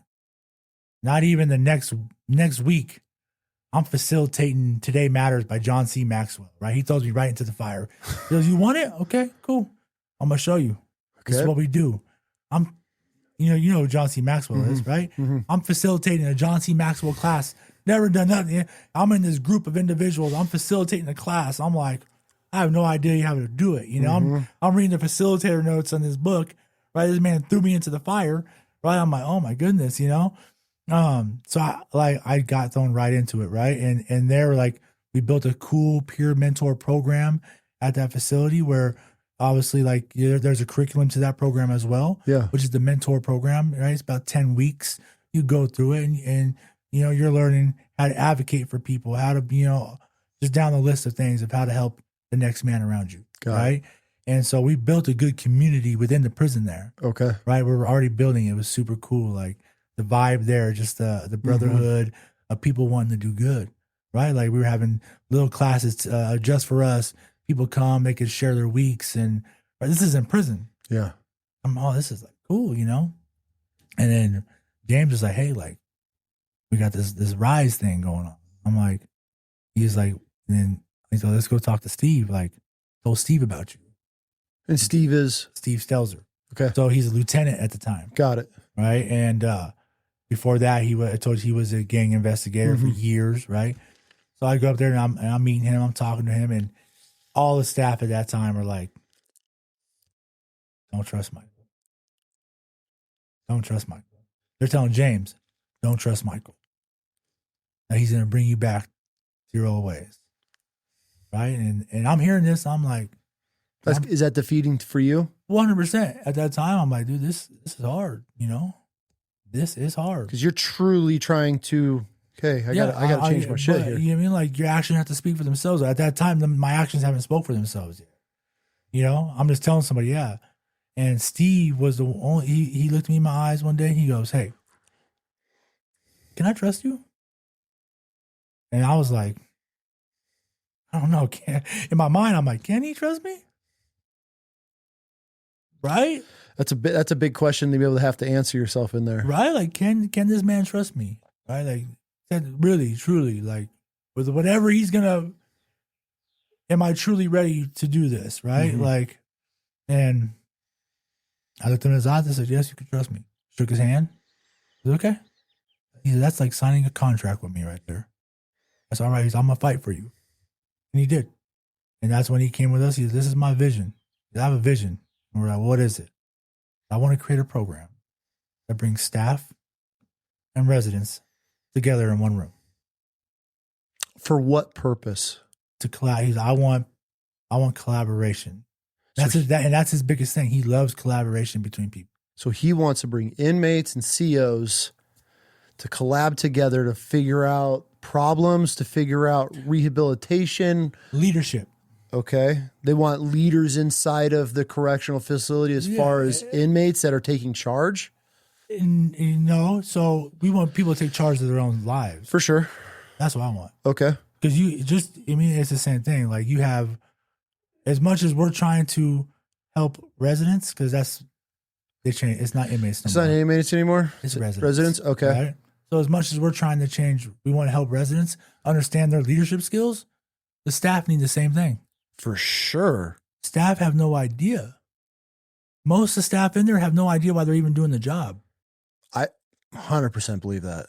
So when you put staff, so as much as we need it, they need it as well. Mm-hmm. And that was noticed. So what can we do? Right? So I was like, okay. So we started building curriculum to the program. And at that time, he took 3 women from the women's prison, 3 men from the men's prison. You right? being one of them? Uh-huh. Okay. Right? And he would bring us, and we would go to admin, right? Administration. And we would collaborate on whatever ideas we had going on. Right? Let's brainstorm. What does this look like? And all we were working with at that time is books. Okay, so you guys are sitting down with the admin as these 3, or they got 6 women and 6 males. 3 and 3, sorry. 3 and 3. They got 3 females, 3 males to come in and sit with the admin of this prison. What are you presenting to them? Like, how are you pitching this? What is this? We're not pitching nothing. It's already, so Steve Stelzer, Yep. right? He was already on the team. He's sold. He's the creator, right? Mm-hmm. Then we ended up pulling up, her name is Shelby. She was a sergeant, right? She's part of the board. She's part of our foundation. And there was Justin, which was a corporal. That was so there was 3 of them. Okay. We just started brainstorming. We didn't have to pitch nothing to anybody. In admin. What are you brainstorming? As far as, what that curriculum is going to look like, the idea, the layout, how are we going to present this? How is this going to be? Okay. How's this even going to be a thing? Got it. Right. So at first, like I said, we worked on that curriculum, right? That curriculum started with self-discovery, self-development. So in the beginning, we want people to understand their communication styles. Mm-hmm. How do you speak? Right. We have a thing is brown, blue, green, and red, right? And there are different communications. I'm a brown. I'm very direct, very aggressive. My downfalls, I'm argumentative, right? Right. Depending on who you ask, if that's a downfall or not. But yeah, I'm competitive, right? Yep. That's my community. I'm straight to the point. If someone's communicating with me, the only way I get it done is someone's like, "Hey, this is what we're doing." Yeah. All right, cool. If someone beats around the bush, it's hard for me, mm-hmm. right? So it starts with self-discovery, self-development. We go into life skills, entrepreneurship, re-entry, into leadership, right? These are 8 modules, 4 sessions a module. So 4 weeks each. There's each session's a week. But in the beginning, all we were doing, it took 2 years, right? Because we're going through it. We're going through these books and leadership books and trying to find out the avenues of how to put it together, mm-hmm. right? I never built slides before. I never built a presentation, right? Like I never built a program. Yeah. But thank God I had the ladies there, and that was where the God thing started coming into play. Okay. How so? Because every single time we would go there, it'd be like, Michael, this is a blessing. What's a blessing? We're sitting up here together, like men and women in a prison sitting here together. Like, and we're collaborating on building a class for men and women. Like, and I'm like, I kept like pushing off. But I was listening. Mm-hmm. I was listening for sure. And through that, while we were building the program, because we didn't know what it looked like yet. We haven't had a class yet. We haven't had nothing. So like we didn't really know what we were doing. Yep. Right? We're just building a curriculum for a program that's supposed to benefit staff and residents. Mm-hmm. So we don't know what the end math was supposed to look like. We don't know what the classroom looks like. So through that, we had the ability to take train the trainer. Okay. Right? So Steve got us involved with train the trainer, which his staff takes. It qualifies you as a certified facilitator in the state of Idaho. So we got to take train the trainer. So I got to learn how to present myself in a classroom, how to present a class, how to be on stage, right? Like we took the class that they take. So to be able to facilitate a class. Mm-hmm. So that's how I ended up becoming CPR certified as a trainer through that class in the prison. While I'm in prison. Got it. So okay. we were the first group, us 6 were the first group to ever take train the trainer that were inmates. No shit. Okay. Okay. So that was number 1.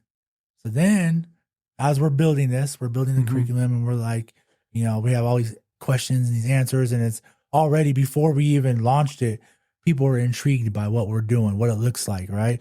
We have people coming from outside, like seeing what it is. Her name is Melody Creech, so she is the supervisor of the training for all IDOC. Okay.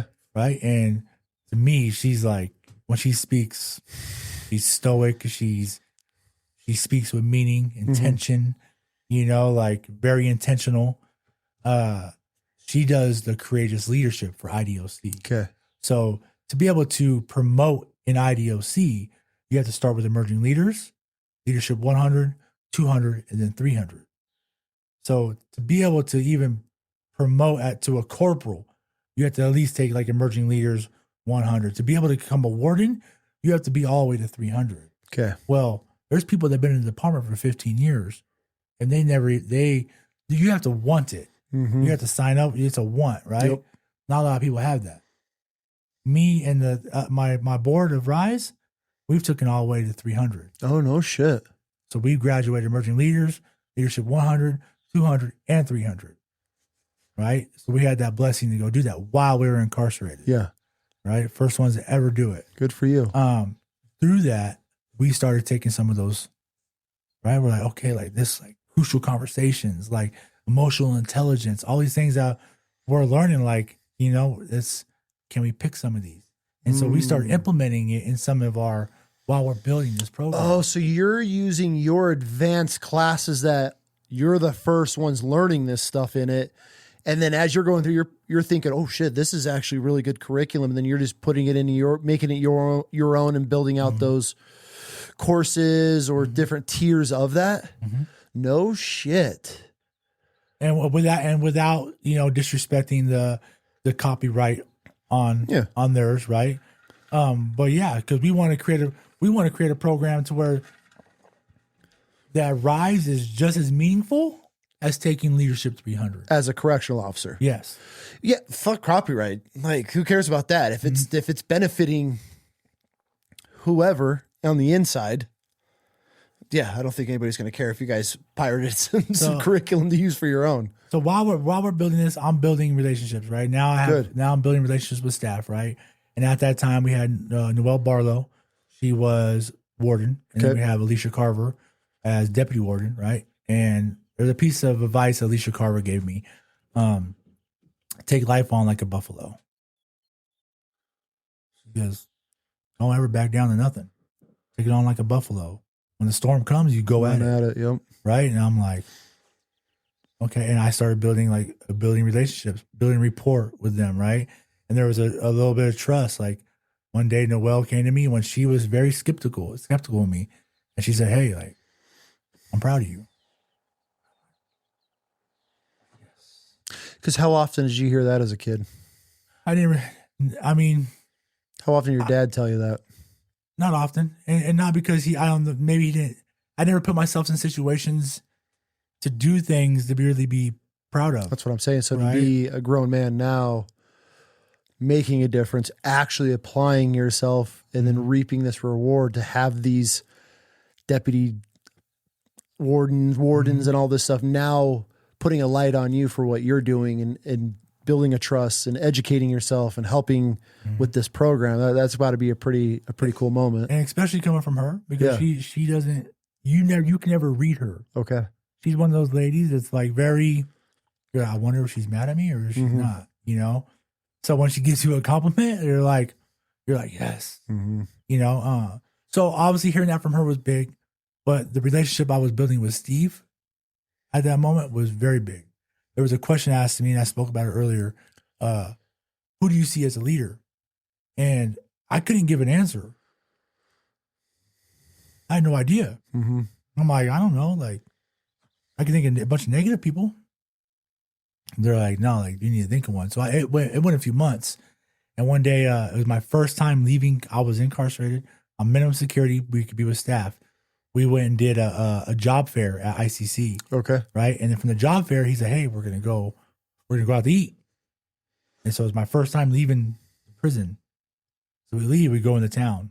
So I'm in the van with him, me and a few other buddies. I'm with Steve. And we get to Albertsons. And I'm standing in Albertsons. It's my first time out of prison, right? And I'm like super shocked, you know, and I look at Steve and I go, and I started tearing up a little bit. Like, I want to let you know something. He goes, what? I said, I look to you as a leader. And he looked at me, he goes, you serious? I said, yeah. You're a leader to me. And I was shocked because, like, he's a lieutenant of a prison. Yeah, here you are. And I'm telling this man he's a leader to me. Yeah. Right? But like he does, like he leads at a high level, right? And at that moment, that's because obviously you have moments in life where people are leaders to you, right? Mm-hmm. But at that moment, like the things he was doing with us would rise and putting the trust in us. And when everybody around was like, don't do it. Yeah. He was like, yeah, I'm gonna take a chance on this guy. You know, and it showed me, like, because you have to do that in life in general. Sometimes you have to take chances, you know, and it might backfire on you sometimes, but sometimes it's going to pay out, you know, and it did. Like, he took that chance, and I built so many relationships and reports with people because of him. He put me in a position to where now I'm like, I have created these things, and like, I'm always aware of myself when I go places because I'm like, okay, like, I don't want someone to tell him, I told you so. Yeah. I respect what he did for me. It's a good self-accountability check too, knowing that these people put so much trust in you to be able to get to this position to where you are, and then the last thing you want to do is screw this up. Because then now that's a ripple effect, and correct me if I'm wrong, because all the other guys that are trying to come up now, better their life, it almost puts a shadow, throws shade on them because put all this trust in you, and then now you just shit all over that. So that's a big self-accountability check to keep you in place, because now it's just it'll be a house of cards. You know, you pull one of those cards out, and you know it's like, well, fuck, was this program actually working? Should we be trusting these guys? So and at that moment, like, so I'm there. Me and James are, you know, he's my ace deuce, right? Yeah. And I'm dealing. Obviously, people are like, you know, we're walking compound, we're going to admin, people are watching, right? Like, I had made that decision. Like, I don't, you know, I'm ready for change. Yep. This is what I'm doing, right? Like, I'm going to create change. I'm going to create impact. I'm going to create leaders, because we have all these people that are in prison that don't realize, like, yeah, they've been leaders already in a negative way for so long, right? Like, you're already a leader. It might be in a negative way, but you have leadership skills. Yep. Let's transform it into something positive. And that's what we wanted to do with this program. We wanted people to, some people to build the confidence because they're insecure and they don't even know. Then some of the people who are just leaders already in negative ways, let's transform it into something different. And so, like, that was what we were pressing. But like, when I was at the farm, when I was there, like, I dealt with a lot. Like, you know, a lot of people just, you know, bagging, you know, you guys are doing this. Oh, F you guys. You know what I mean? It's like, did you start getting, I mean, now that the ball's rolling in this program with I keep on saying inmates, but inmates and COs, are you starting to get some backlash from the inside the walls, people that you're dealing with? Are they jealous of this, or are they all supportive of it? How's that going? You'll have people who really know what you've been through and have been there with you. Yeah. They'll rock with you. Okay. You know what I mean? Yeah. Someone who's been through the gutter and who's actually been at the places that you've been at, they're gonna be like, bro, that's sick. The ones who haven't are the ones who are running your name to the ground, and that's why they're still sitting there and 100% making no changes. Right? You know, so while we're doing that, I had a suit in prison. I was walking off compound, right? I was walking off compound, and this is what happened. Like, this is where, when me and James, we would leave compound, we would put our suits on, and we would walk through the prison to the front gate in a suit to go teach class, right? And the reason why I did it, I never wore a suit ever in my life. You know, Steve helped me go get a suit. He was there with me. You know what I mean? Like, and he put the suit on me, and it was the first time I ever wore a suit. And there is, I don't know the feeling, but when you put that on, you have purpose and you have meaning, and you demand the you know. And when I walk into a room, people are looking. and you feel it, right? And it makes you feel good. And that's why we did it, right? It wasn't too like, it wasn't rehearsed. Yeah, some people, we would do like meetings sometimes. Yeah. But, oh, is this rehearsed? And Steve's like, no, like they like to dress like that.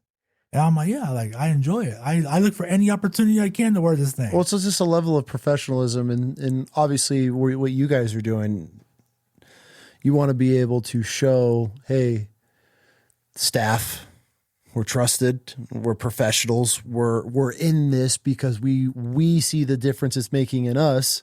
We want this to go to everybody else. Obviously, with this collaboration, this bridge that's being gapped between both sides of the prison system, like it's a pretty important thing. Like you guys are literally spearheading this program and paving the way for everything behind you guys. And so there was dudes. So we had a couple. So while we're creating this, we're doing this, we're going through this motions and dealing with the backlash, dealing with whatever, and yeah, you deal with there was a moment in there where I was still whisper, right? And that was why I told you, like, this program helped me reclaim my identity, right? Inside prison. Because a lot of people will say, hey, I'm going to do good until I'm going to be a gangster until I get out. And once I get out, I'll do good. That's always it. In my mind, like, no, it had to start then. The first day of your rest of your life starts now. Yep. Right. And so I made a commitment. I was like, I'm no longer, Whisper's a past of mine. That was my nickname. I'm Michael. Like, I had to regain that identity. I've been called Michael since I was a kid. Yeah. And being able to call my mom, like, hey, I'm Michael. Like, people on the compound, I'm Michael. Right. Like, that was a big deal for me. Yep. And people were like, hey, Whisper. No, it's Michael. Like, and through this program, it truly has helped me, right? And like the staff members, they're like Michael. They call me Michael, right? It's first name basis, right? You're calling them by their first name. I call Noel, I call Steve, I call them by their first name. Shelby by her first name. Okay, so was it weird or just different when you guys got taken into this program and now you're sitting across the table from a CO and then you're going back to the prison, back to your cell? Are you seeing these COs that you're sitting in a class with just hours prior or the day prior, then have to put on the whole separation? Or were you able to have some sort of communication like, hey, it was great talking to you? Or were you strictly back to the rules when you went back into the walls? So there is a culture change happening within the prisons. You might not, and I know I see sometimes people come on here but in IDOC, people want to, there's a culture change happening, right? From the top down. Okay. So and that's from leadership here. So you mean like Chad Page. Chad Page is your deputy chief of prisons. Okay. And he's big on mentorship. He's big on everything that we do as residents. He's a part of our team. Like, if you met this guy, you wouldn't even be able to tell that he was a deputy chief. Like, he rides Harleys and lowriders, Dixon flannels, right? Like, deputy chief of prisons, right? But like, that man will come on compound and with his dog and he'll shake your hand and sit down at the table with you and chop it up, and do you see that's helping? 100%. Okay, so you're saying there's a shift, a culture. You say culture shift. Would you use the word culture? Okay, so you say that there's a culture shift happening inside the correctional facilities, at least for here in Idaho. What you're speaking on is the culture shift you're speaking of more personal relationships between the COs and you guys, or like what's the culture shift that's changing? It starts from the beginning of when there's. I go there.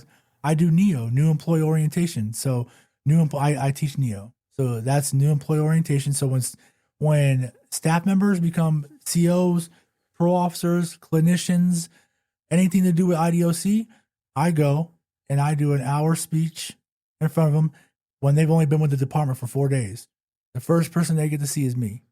So you're talking to new hire COs that are coming on the work. What is the mission that you're talking to these new COs for? Where are they going to be successful in this job? Why are you here? A lot of people don't know why they're here. Are you here because you want to be a knuckle dragger? Are you here because you're here for a paycheck? Or are you here because you want to make impact? And right now, I'll tell you right now, from the top down, they're telling them if you're not here for impact, then you're in the wrong job. And that's and I've been there. I've seen it. And I would say obviously not all of them are like that. You'll go into these prisons. Not everybody's there yet. I mean, it's just they deal with the same thing we deal with. Right? People are like, oh, you're doing that. And they're dealing with the old schools like, oh, you're doing that. Right? Like, especially with Rise. Like Rise was a big, like, there was a lot of backlash on their side too, on staff side. Right? Like, oh, I never even think about them. Yeah, they haven't just because you have two different, and correct me if I'm wrong, you have two different COs. You have the knuckle draggers that are gonna just beat ass, pepper spray, shoot non-lethal at dudes, and then I feel maybe the other half would be a very small percent of COs that truly want to see guys rehabilitate, get out of the gang life, get off the drugs, get the fuck out of the system. But which one outweighs the other? I mean, obviously you're saying there's a culture change happening, so it would be nice to see more COs going in there. But at the same time, I mean, does it take one bad apple of some inmate to just go in there and shit on everything and then you start back over again? Is that a big fear of yours? 100%. We deal with that. I mean, but they say, the old director, he made a comment. If one inmate shits the bed, I'm not giving everybody diapers. Or something, or whatever it was. So I forget what it was. You mean, and that's that's the truth, though, right? That's how it's supposed to be. It's the nature of the beast, too. Yeah, but with Rise, like when we did launch it, and when we launched it finally, right? Like we launched the pilot program, and there was a moment in that program where there was James, right, and then there was a CO, right, and they had a pass with each other, and that pass, right, and this is in the class. Everybody was surprised that this CO was even in the class. They're like, he signed up for it? Like, because he's just that guy or what, that CO? Okay. And in that class, like, there was a breakdown. So he had put James in the hole 10 times in 1 year. Okay. Under investigation, no DUR, just because. And then James was losing contact with his family, right? His wife was always worried. Like, there was always something going on, right? Because you lose contact with your family for, 2 weeks at a time, right? And they're worried. So now they're in this class together, right? And now we're talking about we're being vulnerable with each other, right? And that's the point of this class. Let's collaborate. Let's break down those walls, right? Let's get down to that trauma. Oh shit! So sorry, keep going. I want to hear that. Let's get down to that trauma, right? And there was a moment where James broke down, like, why, like, you didn't just hurt me, you hurt my wife. There was a moment where he broke down and he explained his traumas of why he did that. Yeah, his brother, that CO's brother was victimized by drug dealers for 30 plus years, right? Oh, so he's taking it personal. It's a trauma, and so when people we're gang members in prison, we're selling drugs, we're victimizing people in prison. That's what we do. He's taking it out on you. So he's looking for, if he sees someone selling drugs, he wants to take down anybody who's selling drugs in prison. He wants to take you down, right? Oh, shit. Okay, so now you're able to get to the bottom of it. Right. That's incredible. So you have an inmate and a CO trauma dumping on each other. One's getting harassed, one's doing the harassing, and now they're able to come to a common ground. Dude, that's fucking incredible. And not only that, something crazy. So obviously now Joe, his name is Joe, right? I won't say his last name, but Joe. And he likes my pictures on Facebook. He's likes my pictures on Instagram, and after that happened, he went to, James was getting a visit from his wife. He walked into visiting, walked up to his wife and said, "Hey, I want to apologize." That's big. And shook her hand. That's big. And she was traumatized by this man. She'd been married to her husband for years. They've been together for 10 years. And he was just getting in the way of that. Mm-hmm. And so, but that's because of Rise. Damn, dude. And you got to spearhead all this? That's because of Rise, bro. And so, and now his relationships, and even him as a CO, he's in there. He's like, man, I'm mentoring now. I'm mentoring, like, his mind changes change, bro, about how he wants to make impacts. Who would have thought sitting two people down across from a table from each other and just hashing shit out would be what it takes? You know, we that was our pilot program. Then we ended up launching it, and so we had on the women's side and the men's side, right? And being able to go over there with some of them women and facilitate the women's inside the women's prison with them, it's a whole other animal. Why is that? Those traumas and everything. It's another animal, okay, right? yeah.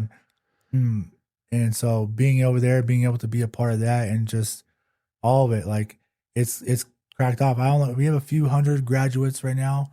Really? With inside the prisons. Okay. Right. We've had some big names graduate as far as staff go. Like their leadership's bought in on what we're doing. We have other states around us that are bought in on what we're doing. Is this the first in the country that you know of? We like to think it is. We've done the research as far as a fully. So it was created by us, right? We're residents, and so now we navigate who, right? Like we're bringing on other facilitators that graduate, and some of them are staff, right? But most of the time, it's residents that are facilitating these classes to staff. So now you have residents teaching COs. Okay, so if I'm a CO, I'm just going through the system in there. What are you going to teach me? What are some of the, you don't got to get into the details of curriculum, but like what are some of the things that are helping COs be able to connect and bridge this gap between the inmates inside of there? What's going through this? Well, the best part is I guess teaching is the wrong, so we facilitate. Okay. Right? Because obviously you teach, then you facilitate. Okay. I think the curriculum teaches itself, right? And I think as far as like, it's big because we go over communication styles. We go over, right? Like a lot of the times we don't even understand who we are, right? Like until you really read it and you figure out who you, like when you do your Enneagram, you're doing your personality type. You start reading there, you're like, oh. And then when you learn how to talk to somebody else, that's a different type of mirror match, yeah. Right. It helps you be able to communicate with a team. Absolutely. So as a leader, right? As a leader, so when they're learning these things as well, right? As a leader, how do I can't just like, if you're, let's say you're a blue and I'm a brown, blues work with their feelings a little more, right? They're a little more sensitive, right? They want to make everybody happy. So it's like, if I come at you like a brown, you're not going to take the information the same way. Walls shut down 100%. Yep. Right? Like, so I need to flex to you, right? To be able to get the message across to you. For sure. And as a leader, that's my job. My job isn't just it's my way and that's the highway. That's not a real leader. Damn, dude, I love this. And so we go into, crucial conversations. That's a big, that's one of ours. We talk about it when you get into emotional intelligence, the difference between empathy and sympathy. I think as a correctional officer, learning that. Oh, it's huge. Right? Like I never knew the difference. It was hard. Then I started learning it. I'm like, oh, there's a massive difference. Massive difference. And how you react to things will show you exactly the direction you're going to go with that. 100%. So these are all things that we go over in our curriculum, right? And we do lots of, in it, we're doing breakout groups to where, we're doing breakout groups with teams, and to where everyone gets the opportunity to collaborate. Like, so that's the collaboration part. Then you're teaching back. So it's not only that, it's giving people the confidence to be able to do teach backs, because people need to learn that stage presence. Everybody in prison wants to be, they want to do presentations, they want to do motivational speaks, but they never spoke in front of nobody before. Yeah. So when you give people the opportunity to do that, right, and you give them a platform inside prison, right, you're building a leader. Damn, man. I love hearing. This is why I wanted to have this conversation, because I personally feel, I could be wrong, that our correctional facilities is the biggest scam just to keep these dudes in there. They're not facilitating anything. They're not rehabilitating anybody. They're just letting all the drugs, letting all the crime, letting everything just happen, because that's just money. That's guaranteed money. It's just a revolving door of money. So to see, especially here in Idaho, being, our home state, it's really cool to see a difference being made. Because I've talked to so many CEOs, bro. Like I just had Hector Bravo on. Bro, the shit that dude was telling me offline, like what's going on? Because he's outing a lot of the facilities now because of the corruption. I mean, dude, he made it all the way to lieutenant super quick and got up there and saw how everything was running. He was like, I can't do this. This is pure corruption. So it's great to see. But I also have a hard time seeing this happening in a California system where it's just so chaos. And I'm not saying Idaho isn't, but I feel it's a little, and please correct me if I'm wrong, it's not as controlled, but it's not as just wild chaos 24/7 where you're just waking up hoping to survive that day. Now, these types of facilities and maybe some little hillbilly ass areas where it's maybe a good starting point for this project to be like the perfect birthing place of it, because you get on these personal levels. Because I feel like taking some 30-year gangbanger out of East LA and sitting him down with some CO he's literally his whole entire life is to hate that person. It's going to take a lot to get him to that point to even want to have that conversation, because they look at each other as just enemies. And then you're also dealing with some of these CEOs that are in some of these facilities that just hate the guys they're in there with, all because they have shit thrown on them. They've been assaulted, everything, tried to get stat, whatever may happen. There's going to be this really tough mingling, but I feel obviously you guys are doing it the most perfect way. And clearly it's showing results that it's, I mean, fuck, you're the prime example. I mean, you're sitting here from doing all this and now you're teaching. Who would have thought in a million years you going through all of this to get to this stage to now be helping CEOs and that are coming on and teaching inside the system of what they should expect and how to be helping these guys? I mean, it's so like from there, I ended up going. Steve, he ended up moving to Treasure Valley, CRC, okay, which is a community reentry center. I didn't in the beginning, me and James couldn't get there, right? And I had a buddy named Chris Shanahan. Chris Shanahan has been down 30 years. Okay, he's there, right? He was like the spearhead of the mentor program, and I finally get over there, and we had the rise going in the prisons, right? And so the CRCs are technically under PMP, probation and parole. Okay. So when I got over there, I'm like, hey, like, I want to launch Rise over here at PMP. And it was like, oh, well, we can't. There's all. And I was pushing. I'm pushing this, right? Hard. I'm like, I'm building everything. I'm doing all, for a minute, I felt like I was by myself, So there was a minute there where I was like, man, like, am I making the right decision? Like, I'm putting myself out there vulnerable with this. I'm like, this has changed my life. Like, I want to see this grow, And yeah, they're all, I feel like everybody was bucking against me for a second, And I finally got James over and I made this proposal, right? I had it all perfect, I go to Steve. I'm like, look, I want to put this proposal together. This is what I want to do. Because now he was the warden. He's the manager, pretty much like a warden at this place. He promoted lieutenant, right? So he's there. He's like, and now Noelle Barlow, the warden that was now she's the deputy chief of probation and parole. Okay. So now she's the boss. And she's our mom, right? She's the one who, had gave us the green light for Rise where we're at. She didn't really have too much overlook of it, but she's mom. She's the one who says yes or no, right? And so I put a proposal together for her. I'm like, look, she was, Michael, like, you guys make it happen. Like, it's already proven.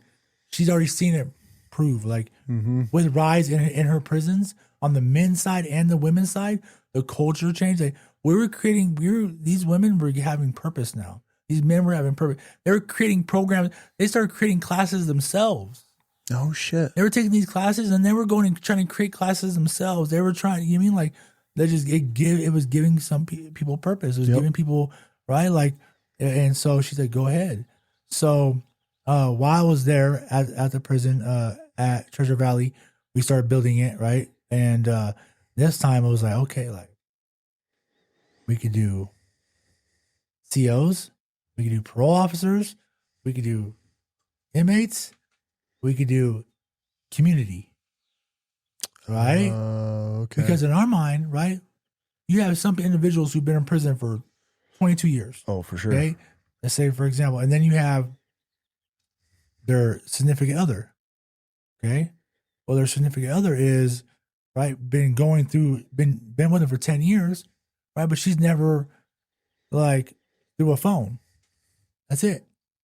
What if we created an opportunity where they get to be in a class together before the individual comes home, and they get to learn these leadership skills together?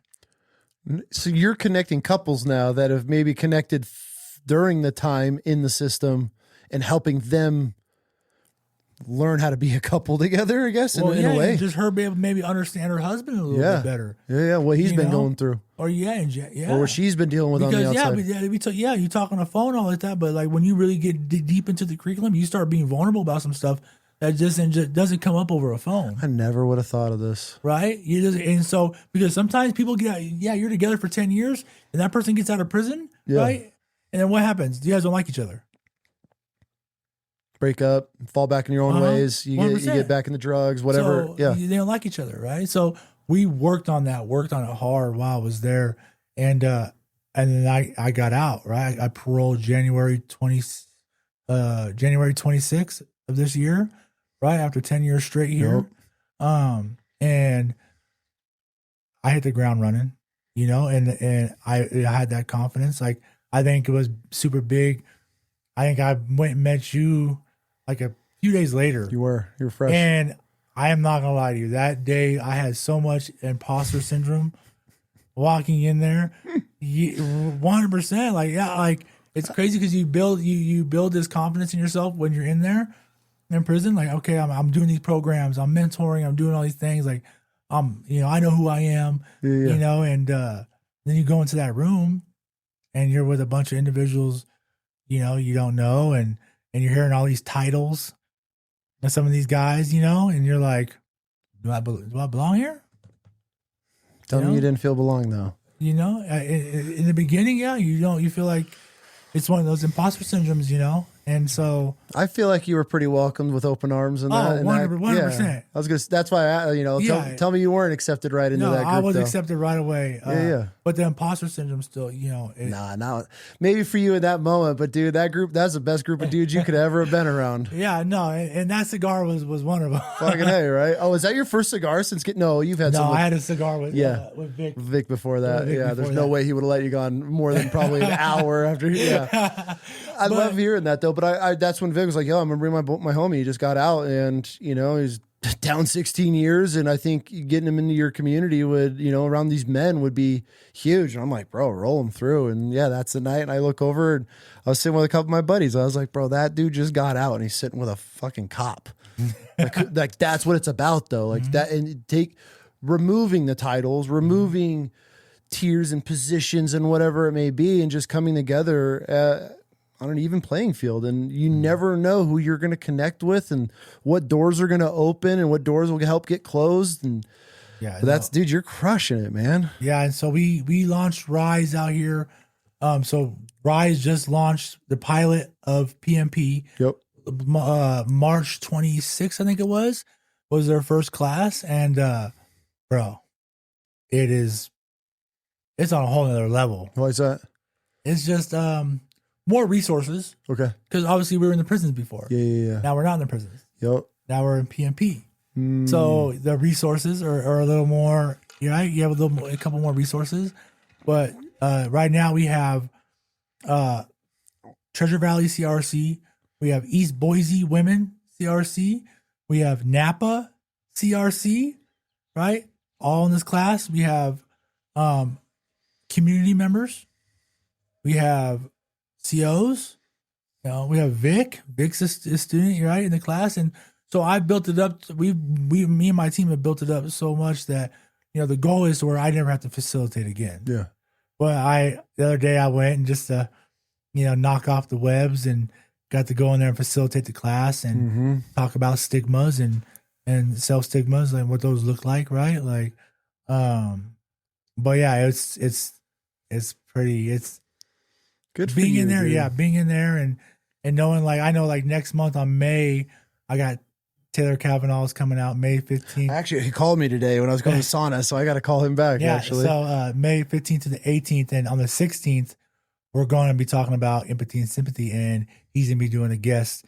So I'm bringing him out to the prison to be in Rise. I love And, TCAV. He's great. Yeah, so I'm super stoked for them and him in general, but just for them to get a little bit of that, right? And so because we talk about leadership, For sure. right? And I think that's like when I'm able to start like connecting those type of dots and putting those people in those type of rooms for them, I think it shows, because even when I go in and like I roll in with my work truck to these prisons, right? It gives people permission. And what I mean by that is sometimes like we're so stuck in our ways and we're so scared of what other individuals think of us. Yeah. Right? Like I'm scared like they're gonna think like I'm not that dude no more, or or I switched up. But sometimes all it takes is to see somebody else like you doing it, For sure. and you're like, oh, like maybe I could do that. 100%, right? And I've been That don't look so bad. 100%, because like we always say, like the gang banging and all that stuff, it's always gonna be there. Mm-hmm. Like I'm never gonna tell anybody not to do it, because you mean like I know how. If somebody told me not to do it, I'm gonna do it more. Yeah. But I'm gonna be like, you could do this all day, or you could do this, and this is and this is what this brings, right? And I'll tell you right now, like I've been out 70 days and I've done so many things in my in my 70 days that I never even imagined that I would be even capable of. And I truly believe, and I will say this, is because of Rise. Rise has built confidence in me. Rise has built relationships and connections, right? Like that I never even thought. Like before I came here, I messaged Stelzer, because technically he's my mentor. Yeah. He's a warden at a prison. I messaged him and said, this is what I'm doing. He said, you're going to do great. He goes, people need to hear your story.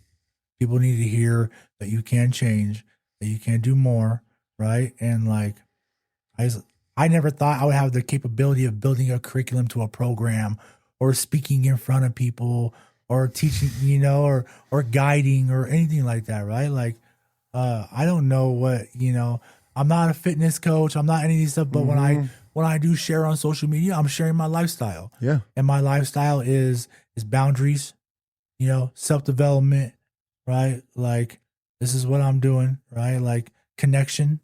I think connection's the biggest thing. And all that is from Rise. Building connection has been my biggest thing. And that be getting closer to God, like that's something I never thought. How's that changed your life? How's your relationship with God changed your life for the better? It is love. Love is the biggest, I don't know. Isn't it one of the greatest feelings? I just, there's individuals like when I go to church, I think that was like the first, when I went to the Calvary for the first time, I walked in there. At first I was like, I don't know how this is going to feel. And just it's one place you could go that you think you would never, you see people, you're like, oh, I would never talk to that person. Me and that person had nothing in common. Well, you got a lot in common there. And they're all giving you, you're getting hugs and you feel that love, you feel that appreciation, right? And so it's just like you go from that word hate, right? We talked about the word hate to the word love, and just trying to start everything out with the word love. Yeah. I think is big, right? And letting him guide me. I think, like I said, I wouldn't be right here. I wouldn't have the confidence to even do this, right? If it wasn't for God. Absolutely. I'm proud of you, dude. I appreciate it. Seriously, I'm sure there's a lot of people that are proud of you too, that have watched you all these years. Good for you. I'm sure your dad's pretty proud of you. 100%. That's something that I truly, I don't know, moving forward, just trying to do things for him and Matt. I talk about Matt all the time for Matt, and just obviously for my mom, right? Mom. How's your mom taking all this, hearing all this? For a long time, I would call her, but when I started making that change, I'm like, hey, this is what I'm doing. And I don't think, I only called my mom on Saturdays for a decade. That's it. All my mom ever knows is me riding from the hole, riding from AdSeg. Okay. Right? Like, she's watched her baby boy grow up in the system. That's all she knows. Right. Yeah. So when I started telling her, hey, I'm doing these things, it's not like she's here visiting me, right? Like everybody else is getting visits. Their family's watching it. Their family's coming to events. Mm-hmm. She's hearing me tell her over a phone, "Hey, this is what I'm doing. I probably, you know." But there became a moment where she sees it, you know. Also, at the same time, how many times you tell her I'm going to change, or it's different this time, or I ain't going, you know, I'm working on myself. She's probably had this boy that's been in the system that's cried wolf for 16 years. So she's probably a little apprehensive at first, but the fact that she sees it now, and obviously there's a change. I mean, you guys spearheaded this program and it's crushing it. Well, with all my family, I think, like her side, my mom's side of the family, and my little sister, my little brother, just me and my little sister had a lot of, you know, there was a little beef there for a while. She didn't want, I understood it. She was my baby sister. Yeah. She felt like I chose that lifestyle over her. Yeah. You know, and then there become a point now where, and I would always be like, "Oh, you don't understand me. You don't understand what I've been through." You can't tell somebody that. You can't tell somebody that, you know, and I didn't realize that. Yeah. And now I'm like, you know what? Like, if I did, I'm sorry. And this is what I'm going to do to fix it. I'm going to show you. And that's what I've been doing. I've just been grinding, you know, every single day, making sure I'm putting myself in the right position, work-wise and the nonprofit-wise, like making sure that we're grinding on that because I want to take Rise to a different level, right? Absolutely. Obviously, that belongs to the prisons type deal, but I think that there's a place for that type of stuff out here because I think there's more people in prison outside of prison than there is in prison. Oh, just trapped in their mind. Mm-hmm. Not knowing, no resources. No, right? Look at how many guys grow up without dads or moms were in the system and they'd never been shown how to communicate, how to just function with other people you don't get along with. 100%. Damn, you're going to change some lives, man. I think starting, you mean like I don't want to limit myself. No. I want juveniles, I want women, men. I think there's a place for it. Just leadership in general, you know. Hopefully this spreads, man, and hopefully this episode people will hear this, and maybe these other facilities will reach out and watch us develop in the U, now travel in the country, spearheading these new programs, these Rise programs across the country. I can see if it's working the way you're saying it is, and talking to Vic and all the guys in Circle. T-Cab's coming down. T-Cab doesn't put his name on anything. I mean, that dude's got everything going for him. So the fact that he's coming in involved in this, you got a lot of cool shit going on. I was what was it? Monday. I got my first tattoo outside of prison. I got my armpit done. It was how'd that feel? It was the Rise logo. Oh yeah. And I was like, you know what? I gotta do something I have all these tattoos on my body that I've got inside prison. That some of them I'm just like, there's no meaning behind it. Yeah. You know? Yeah. There really isn't. Like I got some, I've done some things for, right? Like there's nothing that really stands for something. And I only have 2 spots left, which is my armpits. Right. So I was like, all right, I'm with the Rise logo on there. So I did that and I sent it to Steve, and Steve was like, that's amazing. You know? And so I don't know. I really want to stand. I think it does. I think this program has something to give to everywhere. Absolutely. And we've had some people. Yeah, I think it was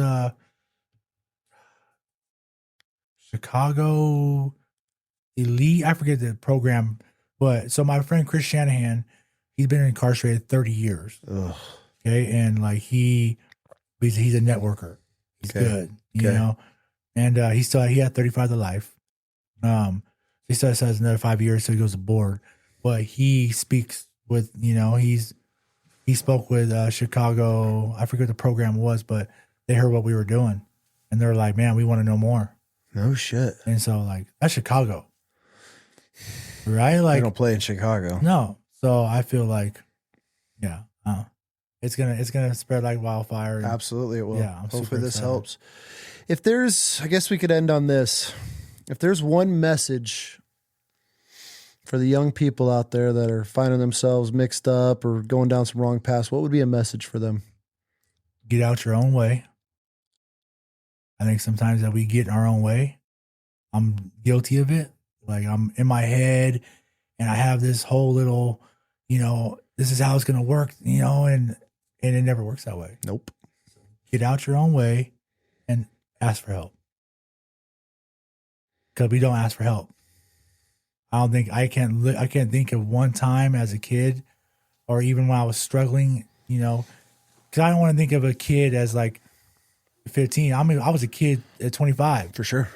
Right? And if I would have just asked for help, instead of being like, oh, I got it all figured out, I would maybe I wouldn't be here because I would never be in Idaho, Yeah. But just getting out of your own way and asking for help, right? It's one of those things. It's an ego thing. Yeah. And I think the ego gets in our way. For sure. Right? Ego destroys a lot. 100%. A lot of things. It's gotten in my way a lot. That's for sure. So yeah, I just think get out your own way, ask for help. And that's what I would say. There you go. Well, I'm proud of you, man. Thank you. Again. Thanks, dude. Yes, I appreciate this conversation, and I'm really excited to watch where this goes, especially being homegrown, and I'm rooting for you. Oh yeah.